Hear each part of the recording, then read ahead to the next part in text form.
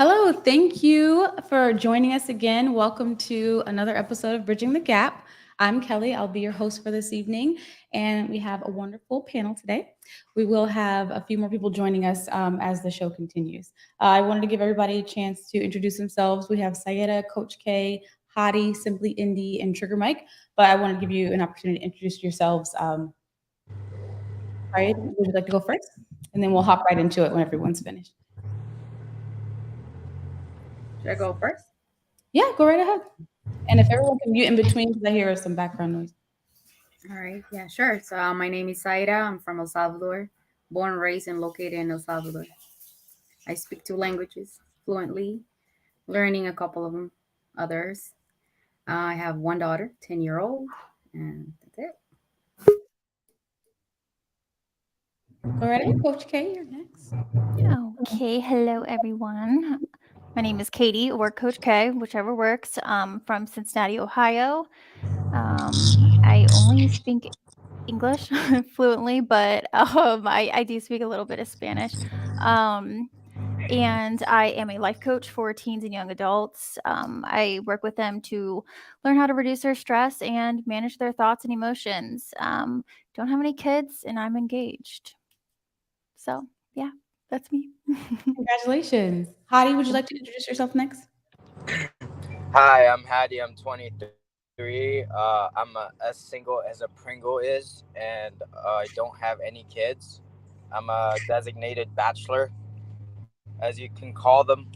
Uh, um, I'm an entrepreneur. I'm a photographer. I am partially blind. Uh, what else would you like to know? Is he breaking up? I am. Oh, I am Arabic. I do speak English and I do speak Arabic, and I understand a little bit of French. And I'm trying to learn Spanish. Un poquito español. Could you please translate that, Sayeda, for us? He only speaks. I'm pretty sure you know that. Okay, go right ahead, Simply Indie. I'm. Go ahead. Yeah, I'm Indie. I am native to Texas. My mom is Middle Eastern. Her family is from Israel, and my dad, his mom is Haitian, and his dad is Black and Hispanic, and so that's my ethnicity. Parlez-vous français? Huh? Parlez-vous français? No, I do not speak French at all. No, You understand it though. You understand it. Yeah. But Comme si, comme ça. Say comme si, comme ça. That's funny. Trigger Mike, would you like to go ahead and it's in Spanish, right? Yeah. Yeah, 'cause I just thought. Oh. Yeah, I do. I did grow up going to Hebrew school, so I do know how to read, write, and also like speak biblical Hebrew, and I know how to read the Torah and all that stuff. So. That's really awesome. That's amazing. I thought I remember you saying that last time. Okay. What's up, everybody? Trigger Mike here. Yeah, that's my name, Trigger. Trigger Mike. It's a bit of a double entendre. Yes, I do like to trigger people on YouTube, but I'm actually a firearms entrepreneur. That is my business, and I am a healthcare administrator by day as well. I'm 36. I am married, and I have two beautiful children, one boy, one girl, so I am done. So at least you got your two. That's awesome. Yeah. Most people they keep trying. I had a boy, a boy, a boy. Like, where's my girl? Mm-hmm. Well, welcome everyone to the show. Thank you for joining. I'm gonna hop right into the first question. What made me want to ask this question is because I always hear the talk about a modern woman versus a traditional woman. So I wanted to know, kind of dig deep into that on what exactly. The first question is what modern means to you versus what it actually means. So like within your culture, what would you consider modern versus traditional? Like I wanted to get everyone's definition personally. Like when you think of a modern versus a traditional, What do you think? Whoever would like to go first. All right. You want to go, Trigger Mike? I was about to say. Go ahead. To stab the silence. All right, just a little bit. You know what's weird is that when you asked the question, I immediately thought about myself, my understanding of what the word modern versus traditional is like. I feel like even though I was raised traditionally, I dabble in the modern, right? I flirt with it, but I never get too You don't into it. commit. Yeah, I don't commit. And here's something that's really interesting. Because even in the just random thought I had about it, I realized that men have never really changed. Because I was trying to think, is like, what's different from me than is different from my dad and his grandfather, other than the obvious, right? The way we dress, maybe our beard is lined up, maybe we use Beijing enhancement on our hairline. Like, what is really different from men? So, what's weird is that I'm like, nothing. That we all like to sit down, drink beer, watch sports.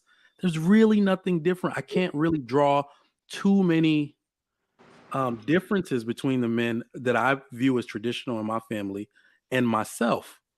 What is different though Right. is the lady, so it's usually not only the ladies, but what men will do to please them. And I feel like that is where the conversation starts. The interactions between men and women, and and as it relates to individual dynamics, intersexual dynamics, family dynamics, that is where that whole conversation happens. And we start to you see the difference between traditional and modern. I like how you broke that down. You thought about the men of old versus the men of today. I actually like it. And just to add a little bit, I always like to think about when we were, like humanity in the cave, right? What has changed from there? Because the man was the one going out, bringing the resources to the house, hunting and all that. The woman was staying in the house, and that was where the tradition comes from. Like she was staying, taking care of the kids. Your feedback. So everyone can just mute in between. So yes, I think women have evolved or developed in different areas. And if we bring it to a more modern, more than the cave, I would say when everything started, when women had the right to vote, and then from there they had the right for education and other things that came with. So now they feel more obviously empowered, right? And it starts the competition that I can do just as much as you can, or in case of men. But I will define traditional. The traditional society is different than traditional and modern society. I don't put it as men and women, but it's a society that makes you modern or traditional in a way, the culture as well. So what's the difference? Or what was the question? What is right traditional? So I wanted people to define what modern versus just traditional means to them, because there's questions that are kind of gonna go Right. in line. We're gonna unravel. To me, I would say is the norms, what that you follow, is the values, the norms, the customs, traditions that you follow, and you're not just letting yourself go by, the upgrades pretty much. Oh, we know how to do this now, so we're gonna we be in constant change. So you keep your traditions and your values as well. To me. Would anyone else like to chime in, like their version when they think traditional versus modern, what it means to them? I know for me, because and people think this is so controversial when I say this, but I don't think that traditional women exist. I don't think traditional men or women exist or have existed since before World War II. Because, at least here in our country, in America, because at that time you kind of saw the whole entire family dynamic change, because our men were going back to war and the women were having to take up factory jobs and things like that. And since then, in most American households until about like the 50s or the 60s, the women didn't go back into the house. And so for me, it's like now it's still the same way. Like, that's why I always laugh at the 50-50 argument, because when do women not do some kind of work, essentially, or like that traditionalism of what we have an idea of? And so that's kind of where I think of it as, is like the education level. Women were always getting an education, whether they were utilizing it or not, you know, is the difference. Now they're utilizing it and actually working in their field, versus they're going to college to get a husband like they did in the 50s or 60s. So I really just don't think that even now, like, traditionalism is kind of dead. That's a good take, because women were getting their education. They just weren't using it. Somebody came up of mute. I'm not sure. Was it? Yeah, it is me. I was just gonna say real quick, to me, the difference between modern and traditional is the difference between almost like principally conservative versus liberal. Conservative is nowadays more open-minded for sure than, in the past. However, do I sound okay? Okay, I just want to make sure. But so, as compared to, I don't know, decades ago. However, they're still rooted in a foundation, in a principle, well, this is kind of going by the wayside, but their faith, their focus on the nuclear family, where modern, it's kind of like anything goes. Hey, do what you want to do. If it works, whatever, as long as you're happy. So that's what I would say the main thing is, conservative versus liberal. So.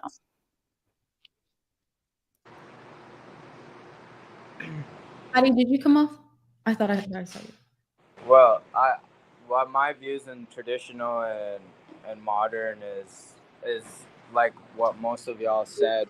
It has to do with politics. It has to do with society. It has to do with the day and age, like with how the kids are today and how the older generation were, where the morals and values are so completely different, and how society's really changed our view on things, where now it's so easy to cancel people for speaking your mind, or or just one wrong saying by accident, or anything like that can just literally get you your life in a collapse, which is, I think, is very absurd. Um, it's very interesting to think about. Well, because I'm coming from this modern world, right? So I'm from a generation. What is it? Millennial. I'm a millennial. What's a 20? I always forget it. Is it a millennial? Is it Gen Z? I think you're Gen Z. Gen Z is 23. Mm-hmm. Yeah, so Gen Z. So, but I think being part of I really don't fit in with my generation, I feel as, because I feel like I'm a little bit more old school.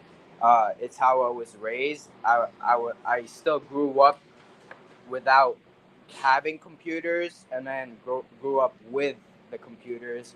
I like, you know what I'm saying? I grew up with life as a struggle and life as it is easy. So I sort of understand in the in between of how it is and how it was, which I'm grateful for. And most of my values I consider are a lot more traditional than it is modern, um, because I feel like it was more of the right way of doing things. Uh, I feel like my generation's gotten a little too soft, if that makes sense. Um, but that's my opinion. I agree with that. Curves or Amir, did you want to chime in? I didn't even hear the question. I came in late. The question is, what are your views on what traditional or modern is? Like, what in your view is modern or traditional? Does it have to come with women? Are we only talking about women, or are we talking about culture? I'm talking about culture as a whole, and then we have other questions that are kind of gonna Okay. to that. I constantly go into this. You guys know that I'm always talking about this, so this is all in my subject. But I agree with Coach K and Saida with the idea that they were saying that, you know, traditional is what people did in the past, of course, and the new modern age is what's new. So a traditional person or a traditional wife is one who believes in the old school, who believes that we should continue the traditions or the lifestyles of our parents, of our grandparents, and so on. The modern woman would be one that says, you know, I don't want to follow my mother. I don't want to be like my mother. I want to be different because I saw my mother struggle in this way. You see a lot of women today say, oh, the new woman is not going to let you walk all over her like the other ones used to. You know, like you're not going to do that to us because this is a new generation of women. And we bite, you know, we bite back, we fight back, what have you, which is nonsense because if men really wanted to take us out, they really could. Thing is, men are very nice. But so, yeah, back to the traditional or modern. What's her name? Simply Indie said that there's no such thing, that there's no such thing as a traditional woman today. That's absolute nonsense. Now, could you argue that women aren't as traditional as they used to be? Yes, that's true, but that's also because we live in a more technologically advanced world. But to argue that there aren't women who follow the traditions of old is an absurdity. There still are. Are they rare? Very much. So, right. So that's my argument. I mean, you have a point about having women fighting for everything, but I feel as though women nowadays sort of take it too much to, like, they take advantage of it too much, you know, and they, well, I'm not saying all of you guys, I'm saying in general, I feel like as though they take advantage of society and politics and everything like that into their own hands. And who takes advantage? Who are you talking about right now? Who takes just advantage of women, society? like Amira was talking about, like how women, like, of being traditional and modern, like how women fight for everything. Yes, that is true. Women do fight for everything, and they as they are supposed to. But I feel as though nowadays women take advantage of politics and society too much, more so than they did before. In Like the their best and worst involvement. ways, but a lot of the time I've started to realize it's a lot of it has been fairly bad than it has been good. So I just looked it up because when I say that a traditional woman doesn't exist anymore, so like when I looked it up and it was talking about traditional women, it goes back to kind of like what Coach K was saying as far as like a more conservative, which means that you're teaching your child inside of the home. There's a patriarchal standard inside of your home, meaning that your husband like sets precedence or order, and then wife, and then children, and then it says that they align with family being at the center of one's life matters.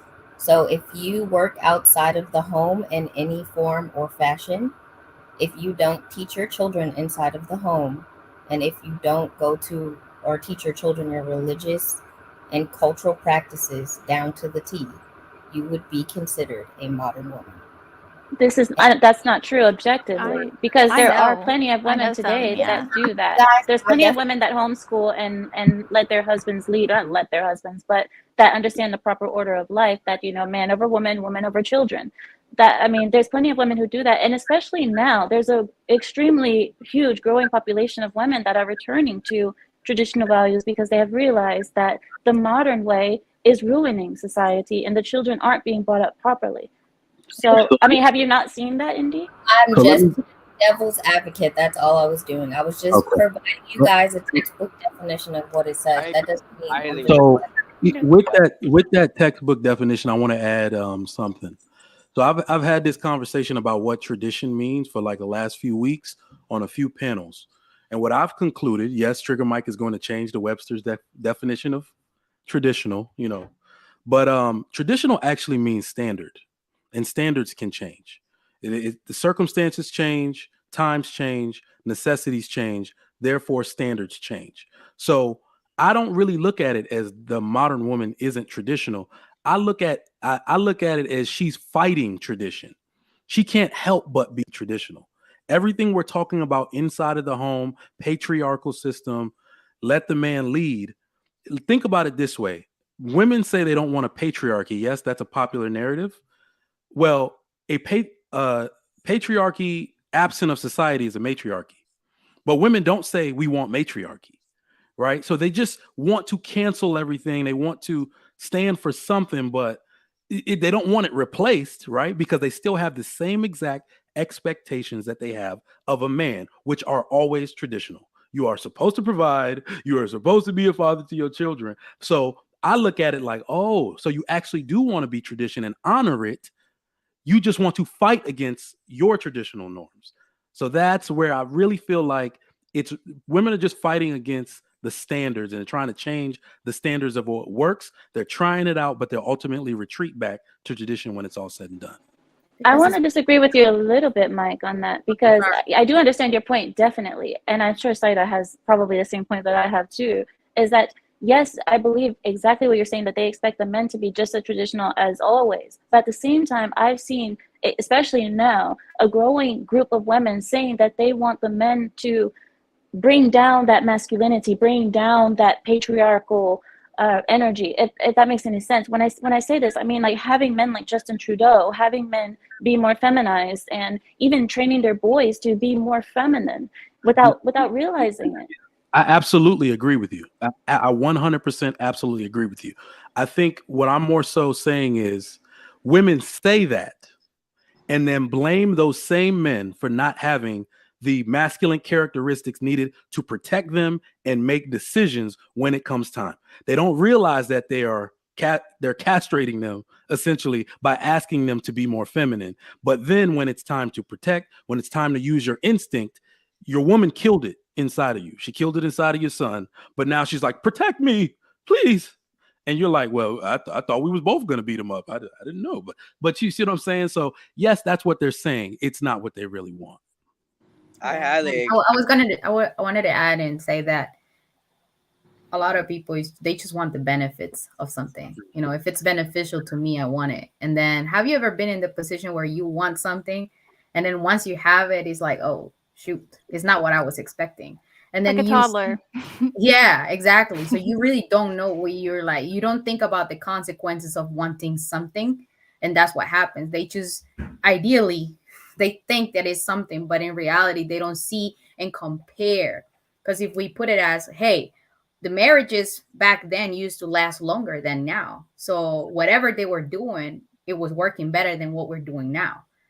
So if you want this, you kind of have to, and whatever that you're doing right now is not working. What do you think it is? Was it working, or were people staying in relationships they were unhappy? Whatever you want to put it. Whatever you want to put it. Because if I ask my grandmother, do you regret something? I am 100% sure that my grandmother will say no. I'm 100% sure. Because back in the day, hold on.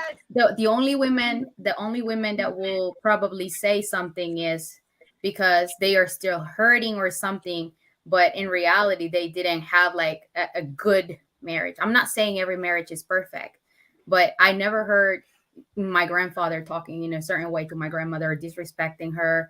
Her voice mattered. Like she had a voice in the house. She had, opinion. So that what I see the difference now is that men try to control. They are thinking that a traditional woman was being controlled by the men, and that's not true. Because I also don't think that my grandmother was being controlled by my grandfather. So they're also kind of confused about that. I mean, when you look at it, I hear that narrative a lot. No, women are just different. We're stronger. I will debate any woman for hours that says they're stronger than a woman from 1950. You don't even deal with what they deal with. Let's be serious. What has changed is women's values. Your values have been replaced. That's it. Okay. So it used to be family first. Your husband was actually a priority. Fast forward to the modern woman. Myself first, self first, Husband, not really a priority. Once I got this ring, screw that dude. He can go eat dinner out somewhere, right? So it naturally shows you that it's just the selfishness and all the stuff that we propose. And I just want to say one thing about it, because women will say now at some point in this discussion, we have a lot of women here, they're going to say we don't need a man or we make our own money. That's going to come up. But what I've noticed is that the need for a man is not erased because you make your own money. It's delayed. At some point, you're going to need a man for something. Even financially, you're going to need him. That's when a woman is going to figure out who she is, because you can't really replace a man in your life. Like every woman on this panel right now, let me ask you a question. Who is under 40? So damn near everybody, right? Last year, when I was earlier this year, I was 35. I just turned 36. My CEO came on and said he's retiring. And he's like, I always dreamed of retiring at 65. And I was 35. And I became depressed on the meeting because I got 30 more years of work. That made me just think about it that way. Right. And when I said that to a few of my colleagues, the ladies just start laughing like, I ain't working for 30 more years. I was like, I know. Women can't see themselves working that long. Many of them are going to have to, but you're going to want to take breaks. You're going to want to scale it down because your husband starts making more money. You're going to want to focus on the kids. You're going to do all these different things to compartmentalize your life based on what your man is doing. So if you don't have no man, you're going to arrive to the conclusion quicker that, oh, snap, this ain't the life I really planned out for me. And it's going to happen around 45 years old. So the need for a man is not erased. It's just delayed. I feel that. I feel that. And I feel like society has made it to where that it's prolonged that, and it's prolonged women wanting that, right? Because as you said, that women want to have their power and have their own money and then not really care about the man and have that standard. And I completely agree with everything you just said, like hands down. Like it is so true to the point where it's not even funny anymore. Listen, I don't think the need for a man is out of the window. I think what women are realizing is they can make their own money. And maybe, like you said, it is delayed. And I believe in the past, there's been so many women who didn't have an option to leave or to have another situation if things went bad. Now we are making our own money, so we can make decisions. And sometimes it is delayed. I don't think men are the end all be all. Like, are they very important? Absolutely. I don't really care for the way you guys are wording it and making it seem like women are like, we don't need men at all. Disagree. I was going to say the same thing that y'all say that y'all need women for. It's the same thing with men. Me, as a single mom of 3 kids, I am doing financially great on my own. I don't need a man for those things. I need a man to teach my son the things that I can't teach my son, that only a man can teach my son. The intangibles. You can hire someone to come in and change your light bulbs now. But there are things that men do to their son in terms of growth and becoming a man that a woman just can't do. It's what a man's role is to teach the man. That's why I said intangible things. That's why I was saying the intangible things. The things I wasn't disagreeing with you. So let me ask you, Indy. You are perfectly fine with taking care of yourself financially for the rest of your life? Yes. Cool. I don't think a lot of women are like that. Like, I don't think majority of women can do that. Yeah. Economically. My question to men are like, what is your need to want to be needed so bad? It is actually biological. So it is humans. Yeah. It is biological. Yeah. I can't. No, help but I wanted to tell Indy what she was. Oh, can you guys not hear me? Can you guys hear me well, or is my thing? We can hear you. Okay, Indy, your mic is having feedback, like air. What do you mean air? I don't know. Does anybody else hear it too? Yeah, it's like a static. A static? Yeah, it's like just air, kind of like. I don't know. Was that Indy or Curves he was having? That's what I was gonna It's say. Indy. Real quick, let me respond to what Curves for Life said. So, Well, I it's wanted to tell actually her a something before. biological. Oh no, go ahead. I'm sorry, Amir. Go ahead. I wanted to tell her something really quickly, if you don't mind. I just wanted to bring up the part. I always say that a woman cannot raise a man. You cannot teach a man how to be a man. And I know many women push back on that because they're like, well, I can just have other people teach him. Maybe, yes, that is fine and all and dandy. But the best way for a boy to learn how to be a man is to be around a man constantly. See him when he wakes up. See the routine. And if you don't think that that's valuable, I don't know if you were saying you don't think that that's valuable or it's not needed. No, and I agree with what simply India was saying. That's what so I'm I saying. don't think we're having the same conversation because I do agree. I wasn't talking to you. I was talking to Indy. Oh, no, you're talking to Indy? Right. I was talking to Indy. Okay, got it. She was saying that, yes, that's what I'm saying, is that I can't teach my son those things. I recognize that. I'm fully aware. I'm not trying to pretend to be a dad. Never try to do that. I understand that that is only something that a father can teach. Got you. So, Curves for Life. Do you go by Curves? No, in fact, that sounds weird. Never mind. Curves for Life. I was about to say a married man out here calling her Curves. Yo, Curves is my girl. No, I haven't worn lashes since that Lapeef show. Really? I said, Oh, I well, it's easier too. Me too. What It's is been a this while Negro for me saying? too. Who is he calling Curves? She got paid for that? The guy really like sent her $500. Oh yeah, Yeah, was he that Dub did. Will? Oh, that's right. Oh, my man, Okay, Dub I was Will. mad you didn't Oh, he rip this got it off too. with me. When you tried I to play him, wanted I to, was but no one upset. offered. So I was like, all right, fine. You tried to keep play him. on. I was upset. He got it. That man got it. All right. All right, sorry. I see some walls behind you, Curves for Life. Mm-hmm. Did you build that house or that apartment that you live in? No. Okay. It's a house and no. Is it cold where you at, or is it warm like it is here in Texas? I see the direction you're going, and all right. So what I'm saying is, men, yes, we have a biological need to be needed, right? Okay. But what we are experiencing in society now is a blatant disregard. Women are disrespecting us. You're claiming you don't need us. You need us more than ever. Do you realize the more you work, the less able you are to take care of yourself? So all of these services that women are going to acquire, things women are going to acquire because they work and because they're putting on for themselves, y'all are going to make the price of everything go up. Y'all are going to need more brakes for your car. And now the mechanic don't have space. Y'all are going to need more plumbing services, but you can't do that yourself. You're going to need more drywall, more holes that your kids kicked in your wall, patched up. You always and have always needed us. You cannot survive, literally survive. No, you're did you know? absolutely right. Did you know? In that regard. Hold on. My cousin is a biologist. Did you know that he said that animals can smell? That's why a bear comes up on you and kills the man first. He'll kill me first. You see what I'm saying? Because I'm a man. They can smell the pheromones and see if that you're a woman or a man. If men were to leave absent of this society, all the male predators outside of these areas will realize there's no more people to defend this habitat, and it will come kill you.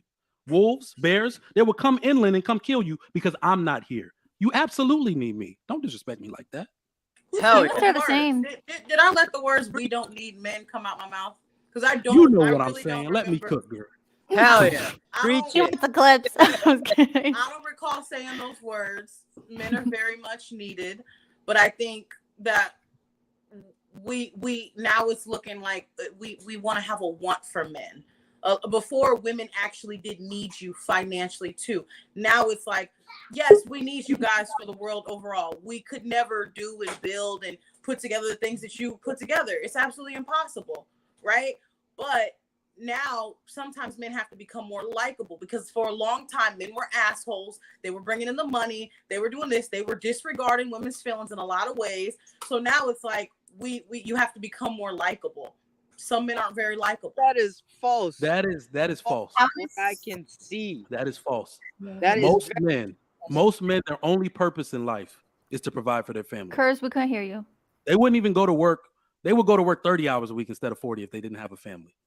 Most men are not a-holes. They're not. They're actually getting worse now, but just because of this situation. But yeah, go ahead, Amira, Men are more or whoever. prone to political violence and everything now than they have ever been. So I wanted to also add that, like, need is something like a necessity, right? Is to live and function, A want is something that can improve your quality of life. But people sometimes forget about, there's a pyramid, the pyramid of needs, a pyramid of Maslow is how it's called. Yep. Yeah, we have different needs, and the first ones, the very basic ones, are the biological, physical needs. Need of shelter, reproduction, food, air. So all those needs that we have that are basic, if there was no man, we wouldn't be able to reproduce, and we need it as humans, not just men and women or women. We need it as humans that we are. And then we have different needs. It's like a pyramid, because it will be per individual, depending what's more important to you. But people forget that the need and want kind of goes together, because need has an expiration date. That's the way I see it. You will need something until a certain point or a certain time, but a want is something that you want to have it for you. It doesn't matter, it doesn't have an expiration date. You will want it to have it with you. And I think it goes hand in hand. Like, I want to have a man, but I also need him, and I want him because I need him, if it makes sense. It does. It makes sense. I wanted to add something as well. If you guys can hear me well, just say yes, please, because I'm not sure about these. Okay, good. Guys, I wanted to talk to you guys about something that Kevin Samuel said to me before he passed. He spoke to me about the need to be used and being useful. And he was saying that women today, well, give men, for example. Men, we were talking about the need to be needed. Men will go out every day and tackle the world without whining about it for their family. They're tired, their bones ache. They're sometimes they don't want to go, and they're still going in the cold or what have you. Majority of workplace deaths are men. Men die at work more than anyone, and men do this silently without complaining. You can see a woman do the same thing, but she's not doing not the type of job that men do. We have softer jobs, office jobs, what have you, and we still complain when we get home. Oh, my back, my whatever have you. The thing is, men they want to be used. And before, women used to want to be used as well. But today I see that men still want to be used, but nowadays women don't want to be used. We're like, you're not going to use me for whatever you want. Oh, you're not. Oh, you have to give me something in order for me to do something for you. It has to be tit for tat. Why do men want to be used? And what? Ask the men who are here. Ask the men. A man is here. A man is there's here. Men here. Because if you're not being used, because you said it. So I just feel like if you make a comment, you should be able to stand on it. So I'm just I got my comment. I got my comment from a man. So let a man answer why they want to be used. Trigger Mike or Hadi can answer. If you're not being used, you're useless. I don't want to be useless. Kind of like not used as like taken advantage of, but like actually like utilized almost, like synonymous for you. Coach K, as men, we actually don't care how it sounds. Use me. It is my purpose. There is a word for it. There is a word for it. So toxic. We need to be Get your productive. tire off your car. Use me. Productive. We need to be productive as humans. That's the word. We need to be productive. Like Contribute. Contribute to something, to build something. So that's the need of man, to produce, to product, and our job as women is to preserve life. So that's why even if you don't have kids, you have dogs, you have animals, and you want to preserve them alive. You have plants. You want to preserve life because it's in your nature. I want to. Doctors I work with, he said to me, if a woman doesn't need me, then why would I stay? What am I here for? Why am I here? You don't need me. I'm gonna go where I'm needed. Just know that we're not want, or like we're not needed. We're wanted all the time. Or in modern day relationships, I've heard that from a lot of men too. I don't need a woman. I want you here. They cook, they clean, they do everything for themselves as well here in America now. Like they straight up say it. Like if I want to go get a meal, I can go get a meal. Men can get away with saying that it's more true for men than it is for women, but even that's cap. Right. All right. Even that's cap. the same. Right. Do you realize that? I mean, y'all don't realize, but if you don't ejaculate, your body will do it for you. I woke up at 16 years old, like, Daddy! Oh! Like, you understand? We have a need. That is a need. Okay. We need you for that. I want to share just like a month ago, and I shared this on another panel where my we didn't know what was wrong with my car, but it was ultimately the battery, and it was cold outside. And my guy, I mean, of course, he is amazing anyway. That's why I'm engaged to him. Like, I love him. But and I'm like, wait, is this just him or is this guys in general? Guys in general. Y'all tell me, but he did not complain once. He, was a little late to work. And I was like, oh my gosh, puppy eyes. Like, I feel so bad because I know if it was me, I would have been like, oh, this is the worst, And if I had to call AAA to do what he did, it was gonna take like an hour and something. He did not complain once. He actually, on the way back from getting my battery, because I had to stay with my car, he got me coffee, and I'm like, oh my gosh. He has a man cold right now, so he's on one. But besides that, like, he did not complain at all, and I didn't even have to ask him for the extra stuff. Like I fixed the problem. Like I was used. Thank you. Yes. So you keep saying that we want to be used. It's not as much used. It's more like wanted. We want to be wanted. We want to be affection. Like we want to feel like we are the circle of attention sometimes. Most times. Heidi, I gotta disagree, man, because look at who you're talking to. If women's wants change, women are extremely fickle. Your needs are permanent. I want to be needed. Well, because they will want you this week, and then you didn't get your hair cut fast enough, and then they discarded you. So I don't know, bro. I guess so, but I'm saying as in like you cannot deny that we want to be a circle of attention a lot of the time. Like a lot of the time. Like we want like it's like as in the expression we want to be alpha, right? We never want to be omega. We don't want to be beta. The man always wants to be alpha, is it not? Right? Not every man is alpha. I mean, is alpha being the center of attention, or is alpha being the leader? No, we'll just sum it up to say let's say it this way, Hadi. Every man wants to feel important. We need to feel worthy. We need to feel purposeful. Exactly. Mm-hmm. Yeah. We want to be worthy. We want to feel like we're worthy. We want to that's why our biological instinct is to provide and to protect for the family. Yep. So would you say that a traditional woman makes sure a man feels needed versus a modern woman? Yes. Absolutely. And definitely nurtures his ego. I would say nurturing the man's ego is very important for women to do, because a man's ego is what makes him get up in the morning. It's part of a man, and it's something that we should never take away from them or never put down. Women who put down their men, you make life worse for everyone in your family by putting him down or telling him that he's not doing enough or not doing good enough, or you don't appreciate whatever he does do. So it's kind of like women want to be complimented for their first physical appearance, and the man he doesn't need to be complimented physically. He doesn't have that need. Doesn't mean that they don't want to be complimented every now and then, but they will prefer to be complimented for what they do. Like, hey, I wouldn't be able to do this if you were not here. For example, it's something so simple. It's just the ego. I do kind of want to chime in a little bit and piggyback on what Curves and Simply said. I'm going to play the devil's advocate a little bit. Would you say that in the past, a traditional woman was forced to stay in a situation because she didn't need the man? If he was abusive, if he was cheating, if there were things going on that she wasn't okay with, because she needed him, she was required. Right? The weird part is that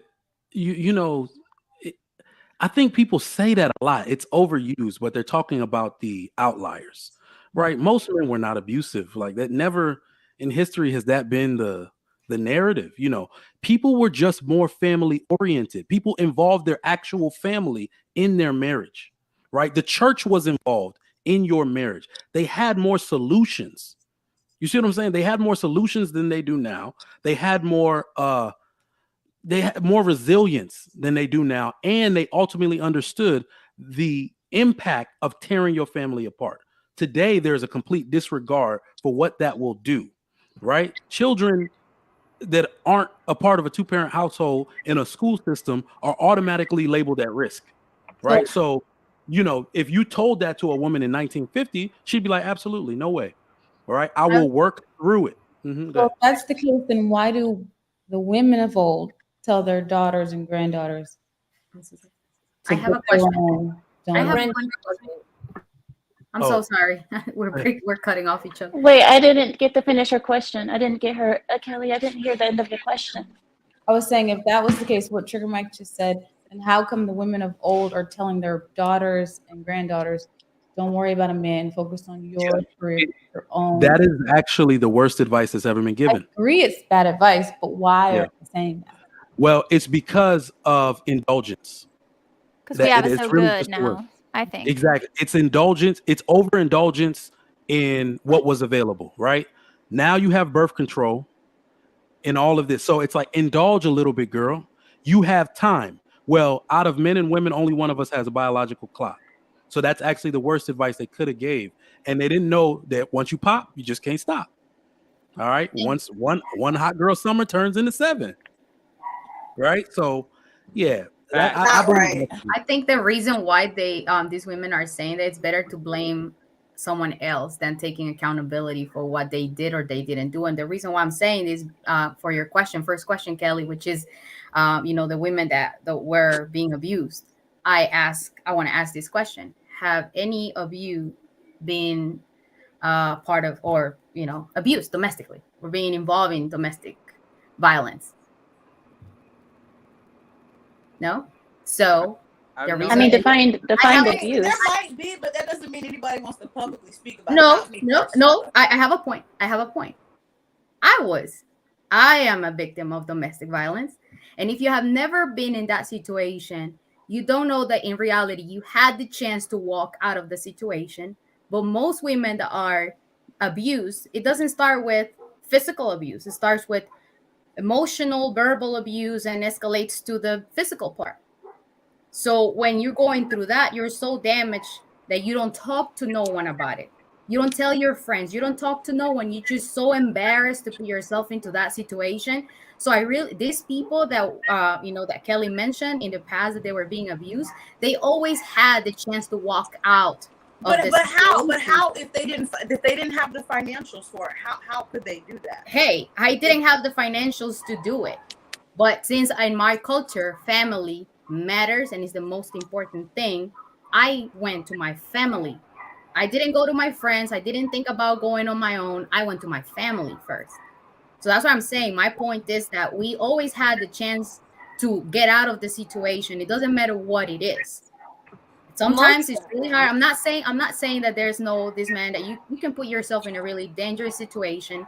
But what I'm saying is, like, if you've never been in that situation, it's really hard to speak about it because women will be so mean to say, oh, you were stupid for putting yourself in that situation. You will blame another woman for doing it. Because if we're talking about it, you will actually go against the woman for putting herself in that situation. So it's very contradicting because when it's about time to support the woman, you don't because you think she's stupid. That makes sense because it's like you're giving her, you're still like empowering her where she can control, things that are the things that are within her control actually. And I think that's the best, even though it might sound harsh, but it's like the truth. And someone said in the chat, and I think that's such a great point. And then Indy, go ahead. That they, I mean, I wouldn't go this far, but that everything is abuse to women nowadays. And I think it's like, yeah, back then, like I know I've heard of women, their husbands being terrible. And I would say it was alcohol and lack of faith in religion, but whatever. But nowadays it's like we've done a whole, the pendulum has swung so far that now the littlest things is labeled toxic or abusive. And it's like, wow, that's really insulting to the women back then and now that are actually abused. Can I ask a question to the ladies? Oh, okay. Oh, Indy, were you going to say something? I'm sorry. It's okay. I think that also too, any kind of suppression on rights towards women now is considered any kind of abuse. Like anything that suppresses their body, anything that suppresses their financial, sexual, any kind of freedom is considered abuse. But Saida, we've talked about this before.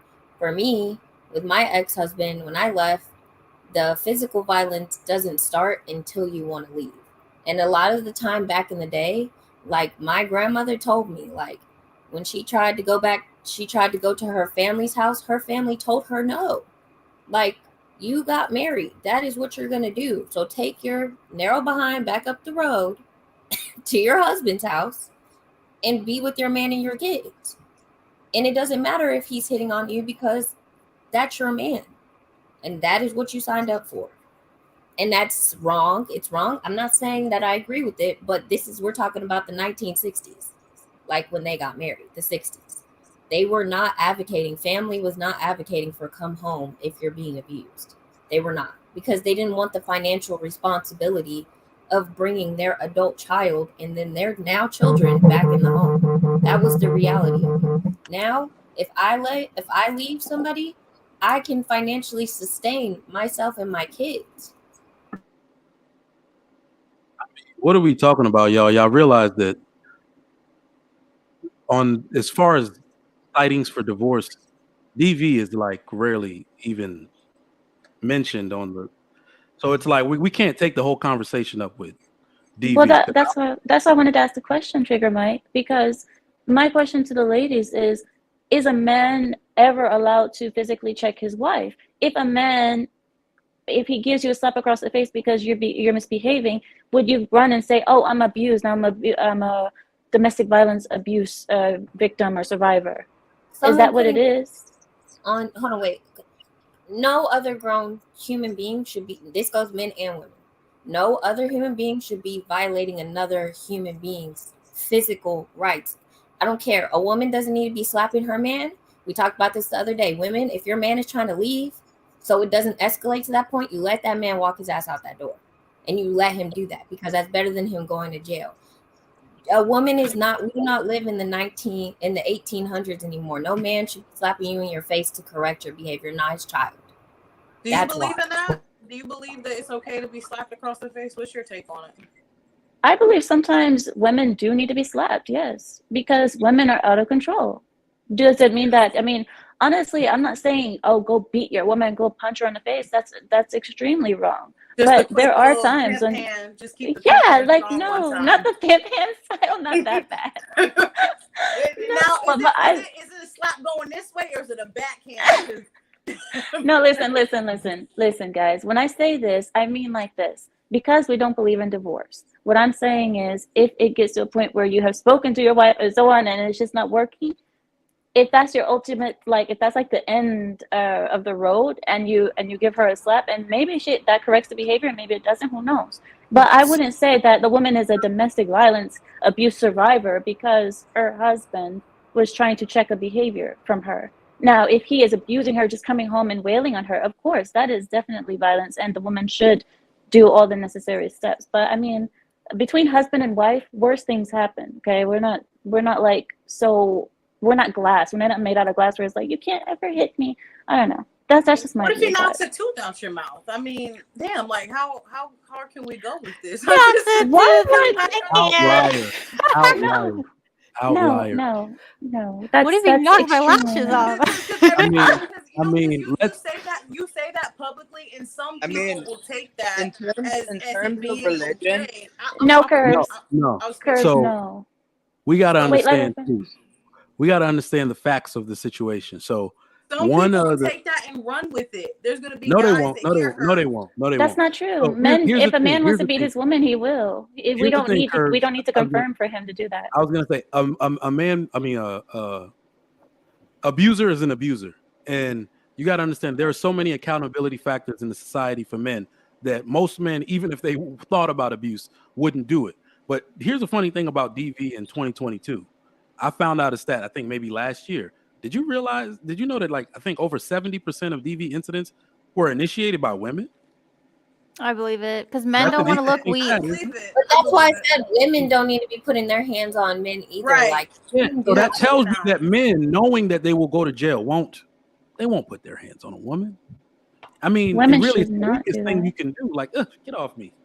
I also wanted to say that that most of the case women that go through this type of situations is for multiple reasons, but most of the time the men has probably problems with drugs or alcohol, because that's a big factor. Yep. Then you're saying right there, the men in reality wouldn't be doing this if he wasn't because of these reasons, whatever he's Right. doing. So he has a problem that he needs to work on. But they don't come home just to beat you. It's like, they start coming home with, like drunk, and then you're getting mad, and then you're trying to control his bad habits, and then it's escalate, in a different way. So it doesn't literally is, in the nature of men to just come and beat your butt.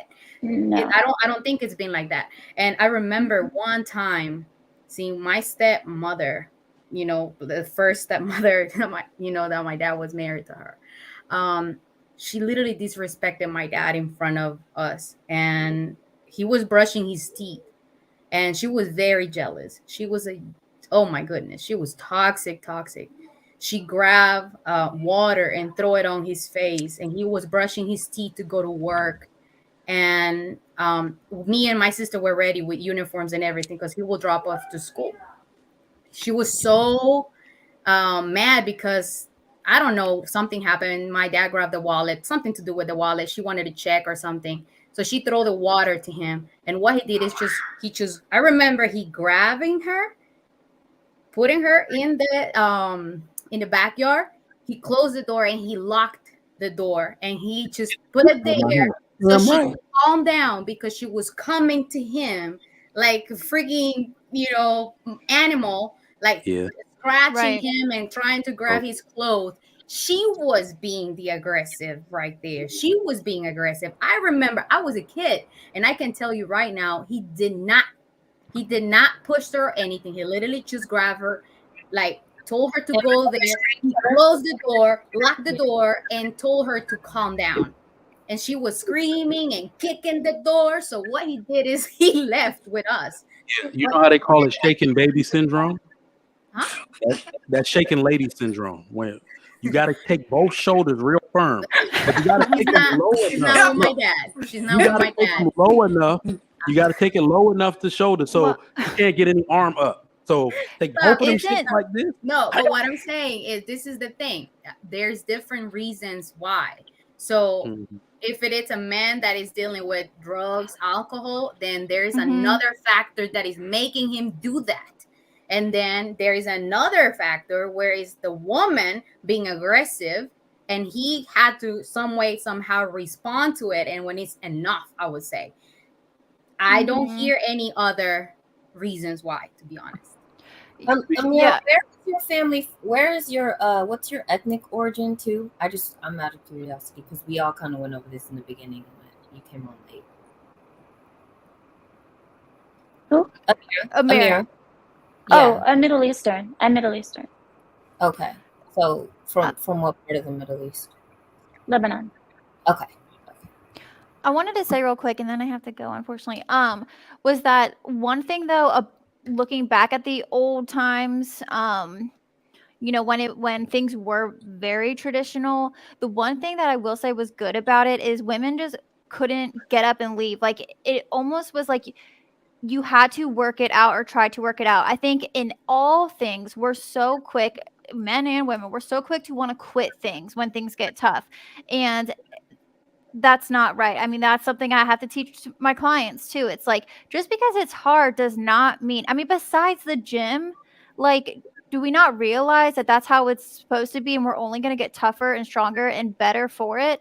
Now, of course, it's not like with abuse, whatever, but it's like, back then, maybe they were more willing to work things out and get through those times where things weren't just happy and everything was great. So that's one thing that I will say.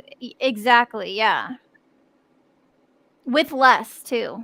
We didn't have technology, right? Or they didn't have technology. They were stronger. I mean, you go ahead. I'm sorry. Go ahead. No. I've been talking too much. Go ahead. All right, well, I will say that I'm not an advocate for abuse. I, like Saida, was in an abusive relationship. Absolutely. Thank you so much for coming, Coach K. Thank you for staying. I will say that I was in an abusive relationship at one point, and I'm not an advocate for it. I'm not okay with a grown adult putting their hands on me because they deem it worthy, because they don't know if another guy's texting you and they take your phone and they beat you up to get your phone. Like these things do happen. It's a reality. So I don't know why people keep saying, and everyone would say, oh no, he's not like that. He's not that type of guy. A lot of people don't know what's going on in other people's homes. So sometimes a man can appear to be one way outside the home, and then the wife gets a completely different version of that man. So these things do happen. I'm not saying it's everywhere, every day, but I'm not an advocate for putting your hands on a grown up. I'm just not for it. That's why I always like to play the devil's advocate, because sometimes people do go through things, and it happens a lot more than a lot of people care to admit. So if you look up the statistics, it does happen a lot. So. Hey, Trigger Mike, I did need a man just now. My son saw a spider in his room. I could have used a man. I really could have. You know what? I'm done with you. Spider. Now we're spider hunters. I'm messing. Let me go get my gas mask and my shoe. You know what? It's funny though, but that need manifests itself in all kinds of ways. I agree. And I remember my father made me watch What's Love Got to Do with It with Ike and Tina Turner. Oh, damn. When I was younger, and he was like, you never let a man do this to you. That's what my father taught me. And then I ended up in a situation and I couldn't stay. And I don't think that you should stay in a relationship like that. I don't think you should deal with mental, physical, or emotional abuse, because they can all wear on you in some form or fashion. And I believe if you're going through stuff like that, you should seek out help. You should get counseling. You want to make it work, but that behavior does need to stop. It can't just continue just because he's providing for you. That is not okay in my book. So I agree. But on to the next question. We spent a lot of time on this topic. I do have a question about cultural. Have you seen a shift in traditional? I guess we kind of talked about this, traditional to modern values, or because I know sometimes based on your location, like your region, your religion, or your values keeps you traditional. So that was the question I had. Like I know some countries, I don't care what modern society tells the whole world, they're going to stay traditional within their country. Like I know a lot of. Go ahead. Indonesia just banned. Did you see where Indonesia just banned where you cannot have a baby or live together if you're not married? Like you will go to jail for it now. It's punishable violence. They cannot have sex outside of marriage. Yeah, that's what I'm saying. Who do you think they're using as an example for that?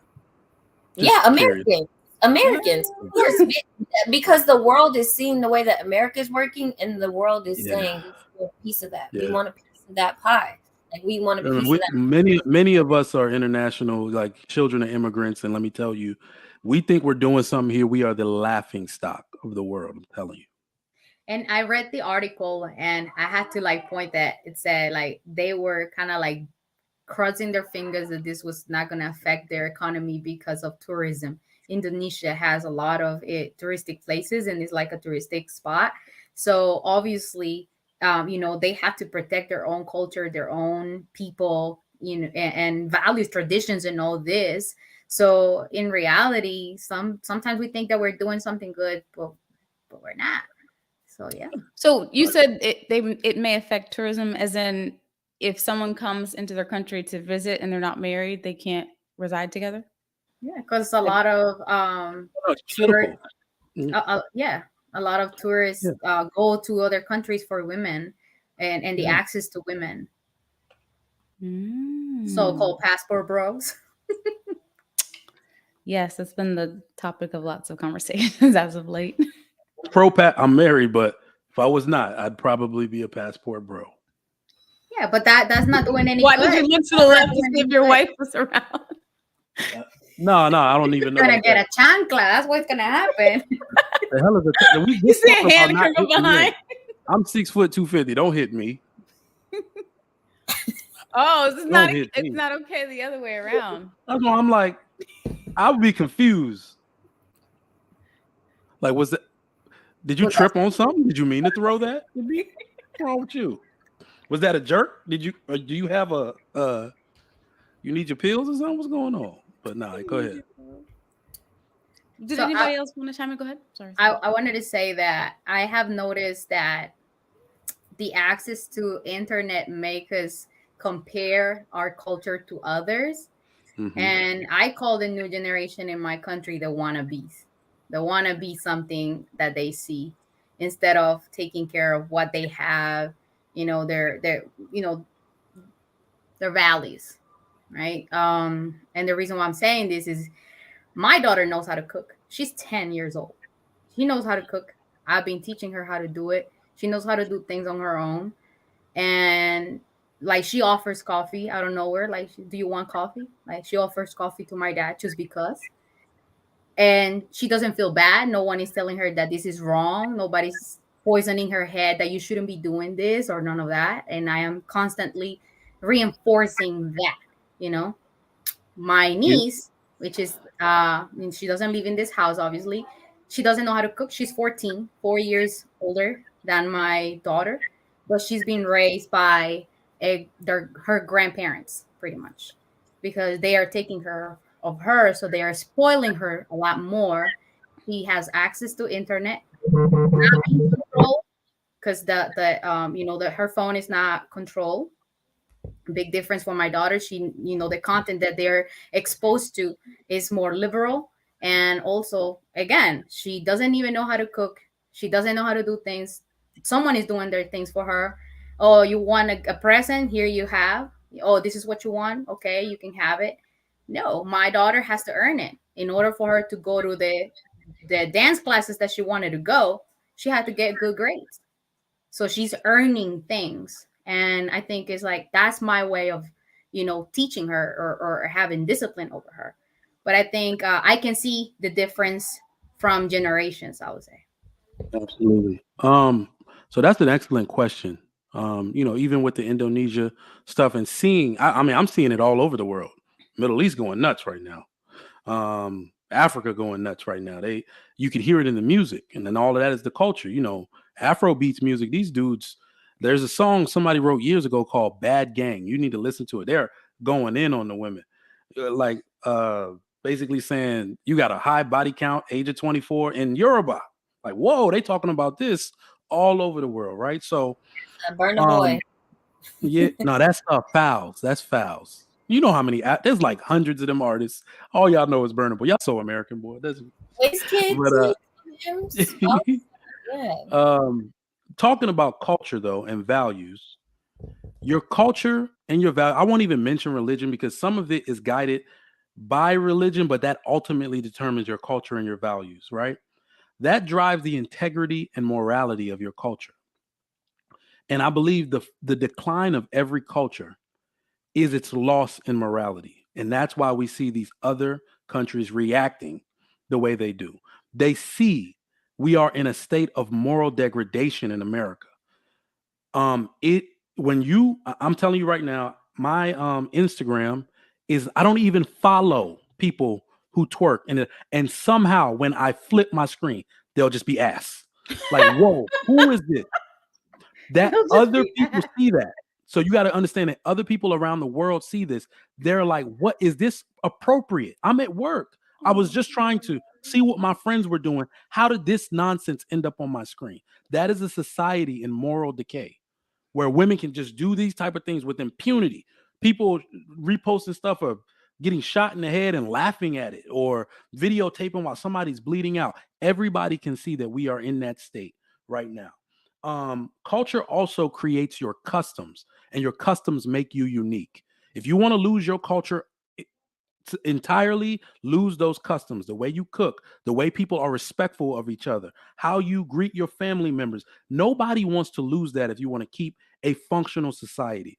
Everybody around the world, the one thing we can agree on is that we at least want to give our children a chance to be better than we were. Everybody, every culture, every person. A thug that just shot 3 people in the head tonight is looking at his son like, turn out better than me. Right. So that is the one thing we can all agree on. And if you lose your customs, you have absolutely no chance of being able to speak for the people to say, I would let my child stay at that person's house because they raise children right, because you've lost all customs. That's what's going on here in America. People are afraid to let other people babysit their kids. right? We know that. I got trouble here. Like, I agree with if my that. wife's sisters aren't available, we ain't going nowhere. But she don't trust nobody. So the entire world can see that we're in a state of moral degradation. And, you know, if we come out of it, it'd be great, but I don't think so. I mean, hell, we're coming in a place where teachers, well, I don't know, it sounds wrong, but if a homosexual teacher teaching our children in kindergarten that it's okay to be sexual, like, you know, like stuff like that. I, I just look at that, and that's not a teacher's place to teach your child what it's right to be heterosexual or homosexual or not, right? But like it just shows like what it is like in the educational system and society, what it is pushing amongst all these people here in the state. It's very wrong. It's not right. It, it's destroying us slowly and not even slowly, quickly. Like you see it in the news every day. I swear I go on TikTok and stuff, and I see people like videos of teachers saying, yes, so today I taught my kids about sexualizing homosexuals are okay and all of that, and they're in like grade 1 or 2, and I'm like, you're teaching this to a child that isn't even prepubescent to understand and to realize what that even means, right? Where in most cultures and religion is wrong. You know what I'm saying? Do you get what I'm saying?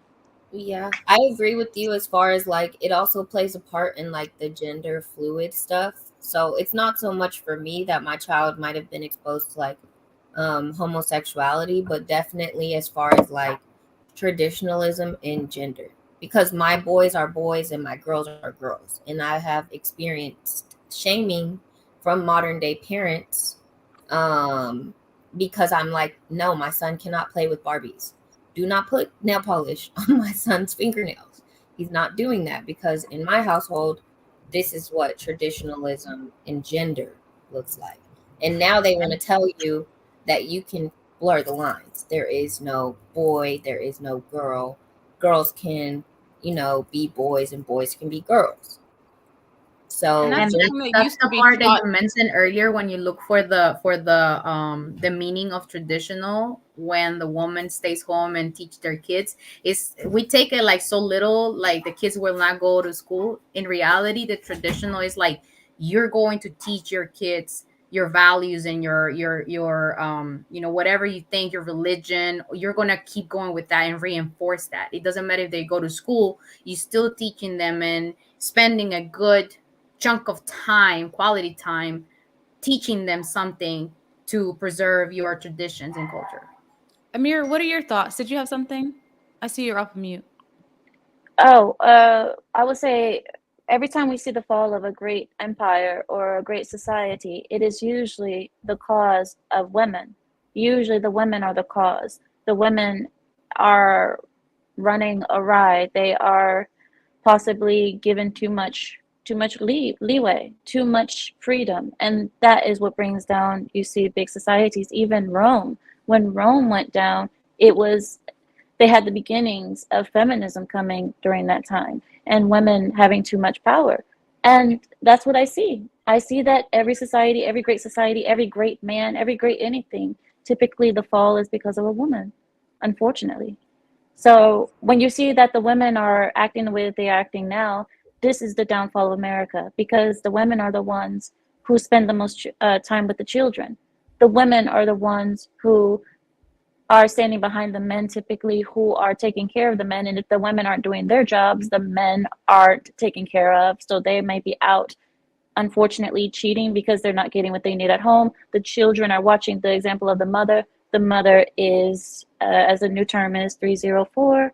And the woman, I mean, the kids, it's just, yeah, like I said, it's usually the fault of the woman is what I see. So traditionally, based on everyone's definition of what you feel is traditional, it sounds like the wife needs to stay at home. And that's not what's happening. So my next question was, how much does a man need to make a year to afford to have a traditional wife? Because you can't really be traditional if you're going to work, working 8 hours a day, and you're coming home with a small amount of time to spend with the children. You're rushing around trying to cook and clean and get them to bed. Where's that quality time that you really have to pour into your children or teach them? So That's it a good sounds question. better to have the wife at home. That's a good question, but I'm not a type of person to do this. You know that. Go. But This it's a is just a question. depends. Let's go. It's a big depends because I hate to answer a question with a question, but how many women do we know are willing to live under what the average man can provide? None. So I want y'all to know that a man can take care of himself. We established that earlier. And in certain countries, a man's ability to take care of himself is what qualifies him for a wife. You can go live with him. He's already paying rent. Correct. He's already feeding himself. He'll share food with you. So it's Correct. like, how many women you know are willing to live that minimalistic lifestyle with the man? That's the real question, because you can do. I mean, do you see the Mexican families out here, bunked up, happy, bunch of kids? They all get together to live in one home so the kids can go to a better school district until people upgrade in life. Then maybe they'll split off, and and now it's just two families instead of five. Like, there's ways to do this. But the average woman in America does not want to live under what the average man can provide. You want to upgrade, and the most women shame men for not being able to finance luxury. Exactly. Because I women want. always want the top 1%. And now this comes back to the same question. Statistically, what do you think the top 1% is acquired for you to be a part of the 1%? How much is that figure do you consider? I wanted to ask you guys something. Well, not ask you guys. I wanted to answer Kelly's question. Kelly, I don't believe that it takes a lot for a man to have his woman be a housewife. I think the problem is what Sugar Mike and Hadi are saying. Women are expecting this lavish because they want to look better than their friends. They want to be able to have bragging rights. Honestly, a woman, if I mean, you can have just like Trigger Mike says, where one can eat, so can two. Does that make sense? From one, if you have one plate, two can eat from that plate. It's just the women. So, Amira, can I ask you a question? And this is just me playing devil's advocate. I swear, I promise I'm not. But Love it. you're very beautiful. You have your lashes done. You have your nails done. I do. Right. I do. So when you get married, you're doing that. You don't have a husband right now, right? I'm married. Okay. Does your husband take care? Like before, did you still continue to do that? Was that something that your parents did for you, or did you do it for yourself? And it's not something that your husband takes care of that for you right now. My husband, so we have our accounts, and I am the accountant, and I put in work for my husband. I work for my husband. So I do work, but I don't have to go outside of my home to work. And I think the majority of women, even you don't have to leave the home you can still be a housewife and still pull in money for the home. Just because you're at home doesn't mean that you're useless or unproductive. No, I agree with that. So what I'm trying to say though is for here in America, for the American household, men here in America, if their wife doesn't look good, they're gonna cheat. If their wife's hair does not look a certain, hey, Saida, you can make the face, but it's the truth. They got Instagram on their phones. Like most of the average American men, if their wife is not up to a certain standard, a certain par, she's not upkeeping herself, they will go find it elsewhere. Let me ask you, upkeeping, does that mean is upkeeping putting on lashes and nails, or is upkeeping maintaining your weight? Because I've noticed that women tend to blow up and then forget about everything and not expect the man to look otherwise. Women, watch your diets, take care of your body, keep yourself thin. It has nothing to do with spending money and getting fake hair, fake nail, whatever. Those are all, I can go without it. If me and my husband didn't have enough money, I would go without it. Even with all of that, I'm sorry, I just wanted to say that even with all that, even if you have the eyelashes, the wig, whatever, they still gonna cheat. So that doesn't make any difference in my head, to be honest. That doesn't prevent the men from cheating. Yeah, because a lot of times men cheat with women that don't even look as good as their wives. Look at Jay-Z. He has Beyonce, like woman of the year, and still he cheated. I mean, I wanted to fit, but he cheated on his wife with a racially ambiguous woman. So that's a whole nother discussion. That's why she made Becky with the good hair. He cheated. No, wife with a non-black woman. That's like so. But the point that I was trying to make with that all was that there is a beauty standard that the man might be attracted to that the woman provides for herself before they get married or whatever it might happen here in America.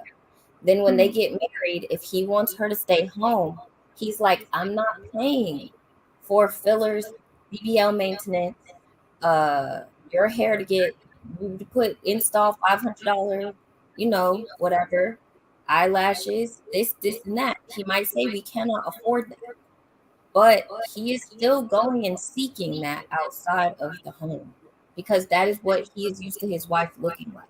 I'm telling you guys, in a lot of modern day marriages, 20 something year olds that are getting married are still holding their spouses to those same beauty standards that they met them at. They are. I want to ask you, Indy, I want to ask you, do you think that it all has to do with how the other girl looks, or is it could be another factor like behavior? Maybe she treats him a different way than his wife is treating him. If you wake up one day and you are looking a certain type of way, I hear from guys all the time, my brother, he's like, man, this girl, she came into the relationship, right? And it does have to do with weight as well too, but she ain't combed her hair in damn 3 days. He's like, that is not complacency in the relationship, in the whatever it is. And I have a friend who just had a baby and her husband gives her credit, like the credit card and budget. He's like, keep up yourself. I pay for a gym membership, use it. Get your nails done on time.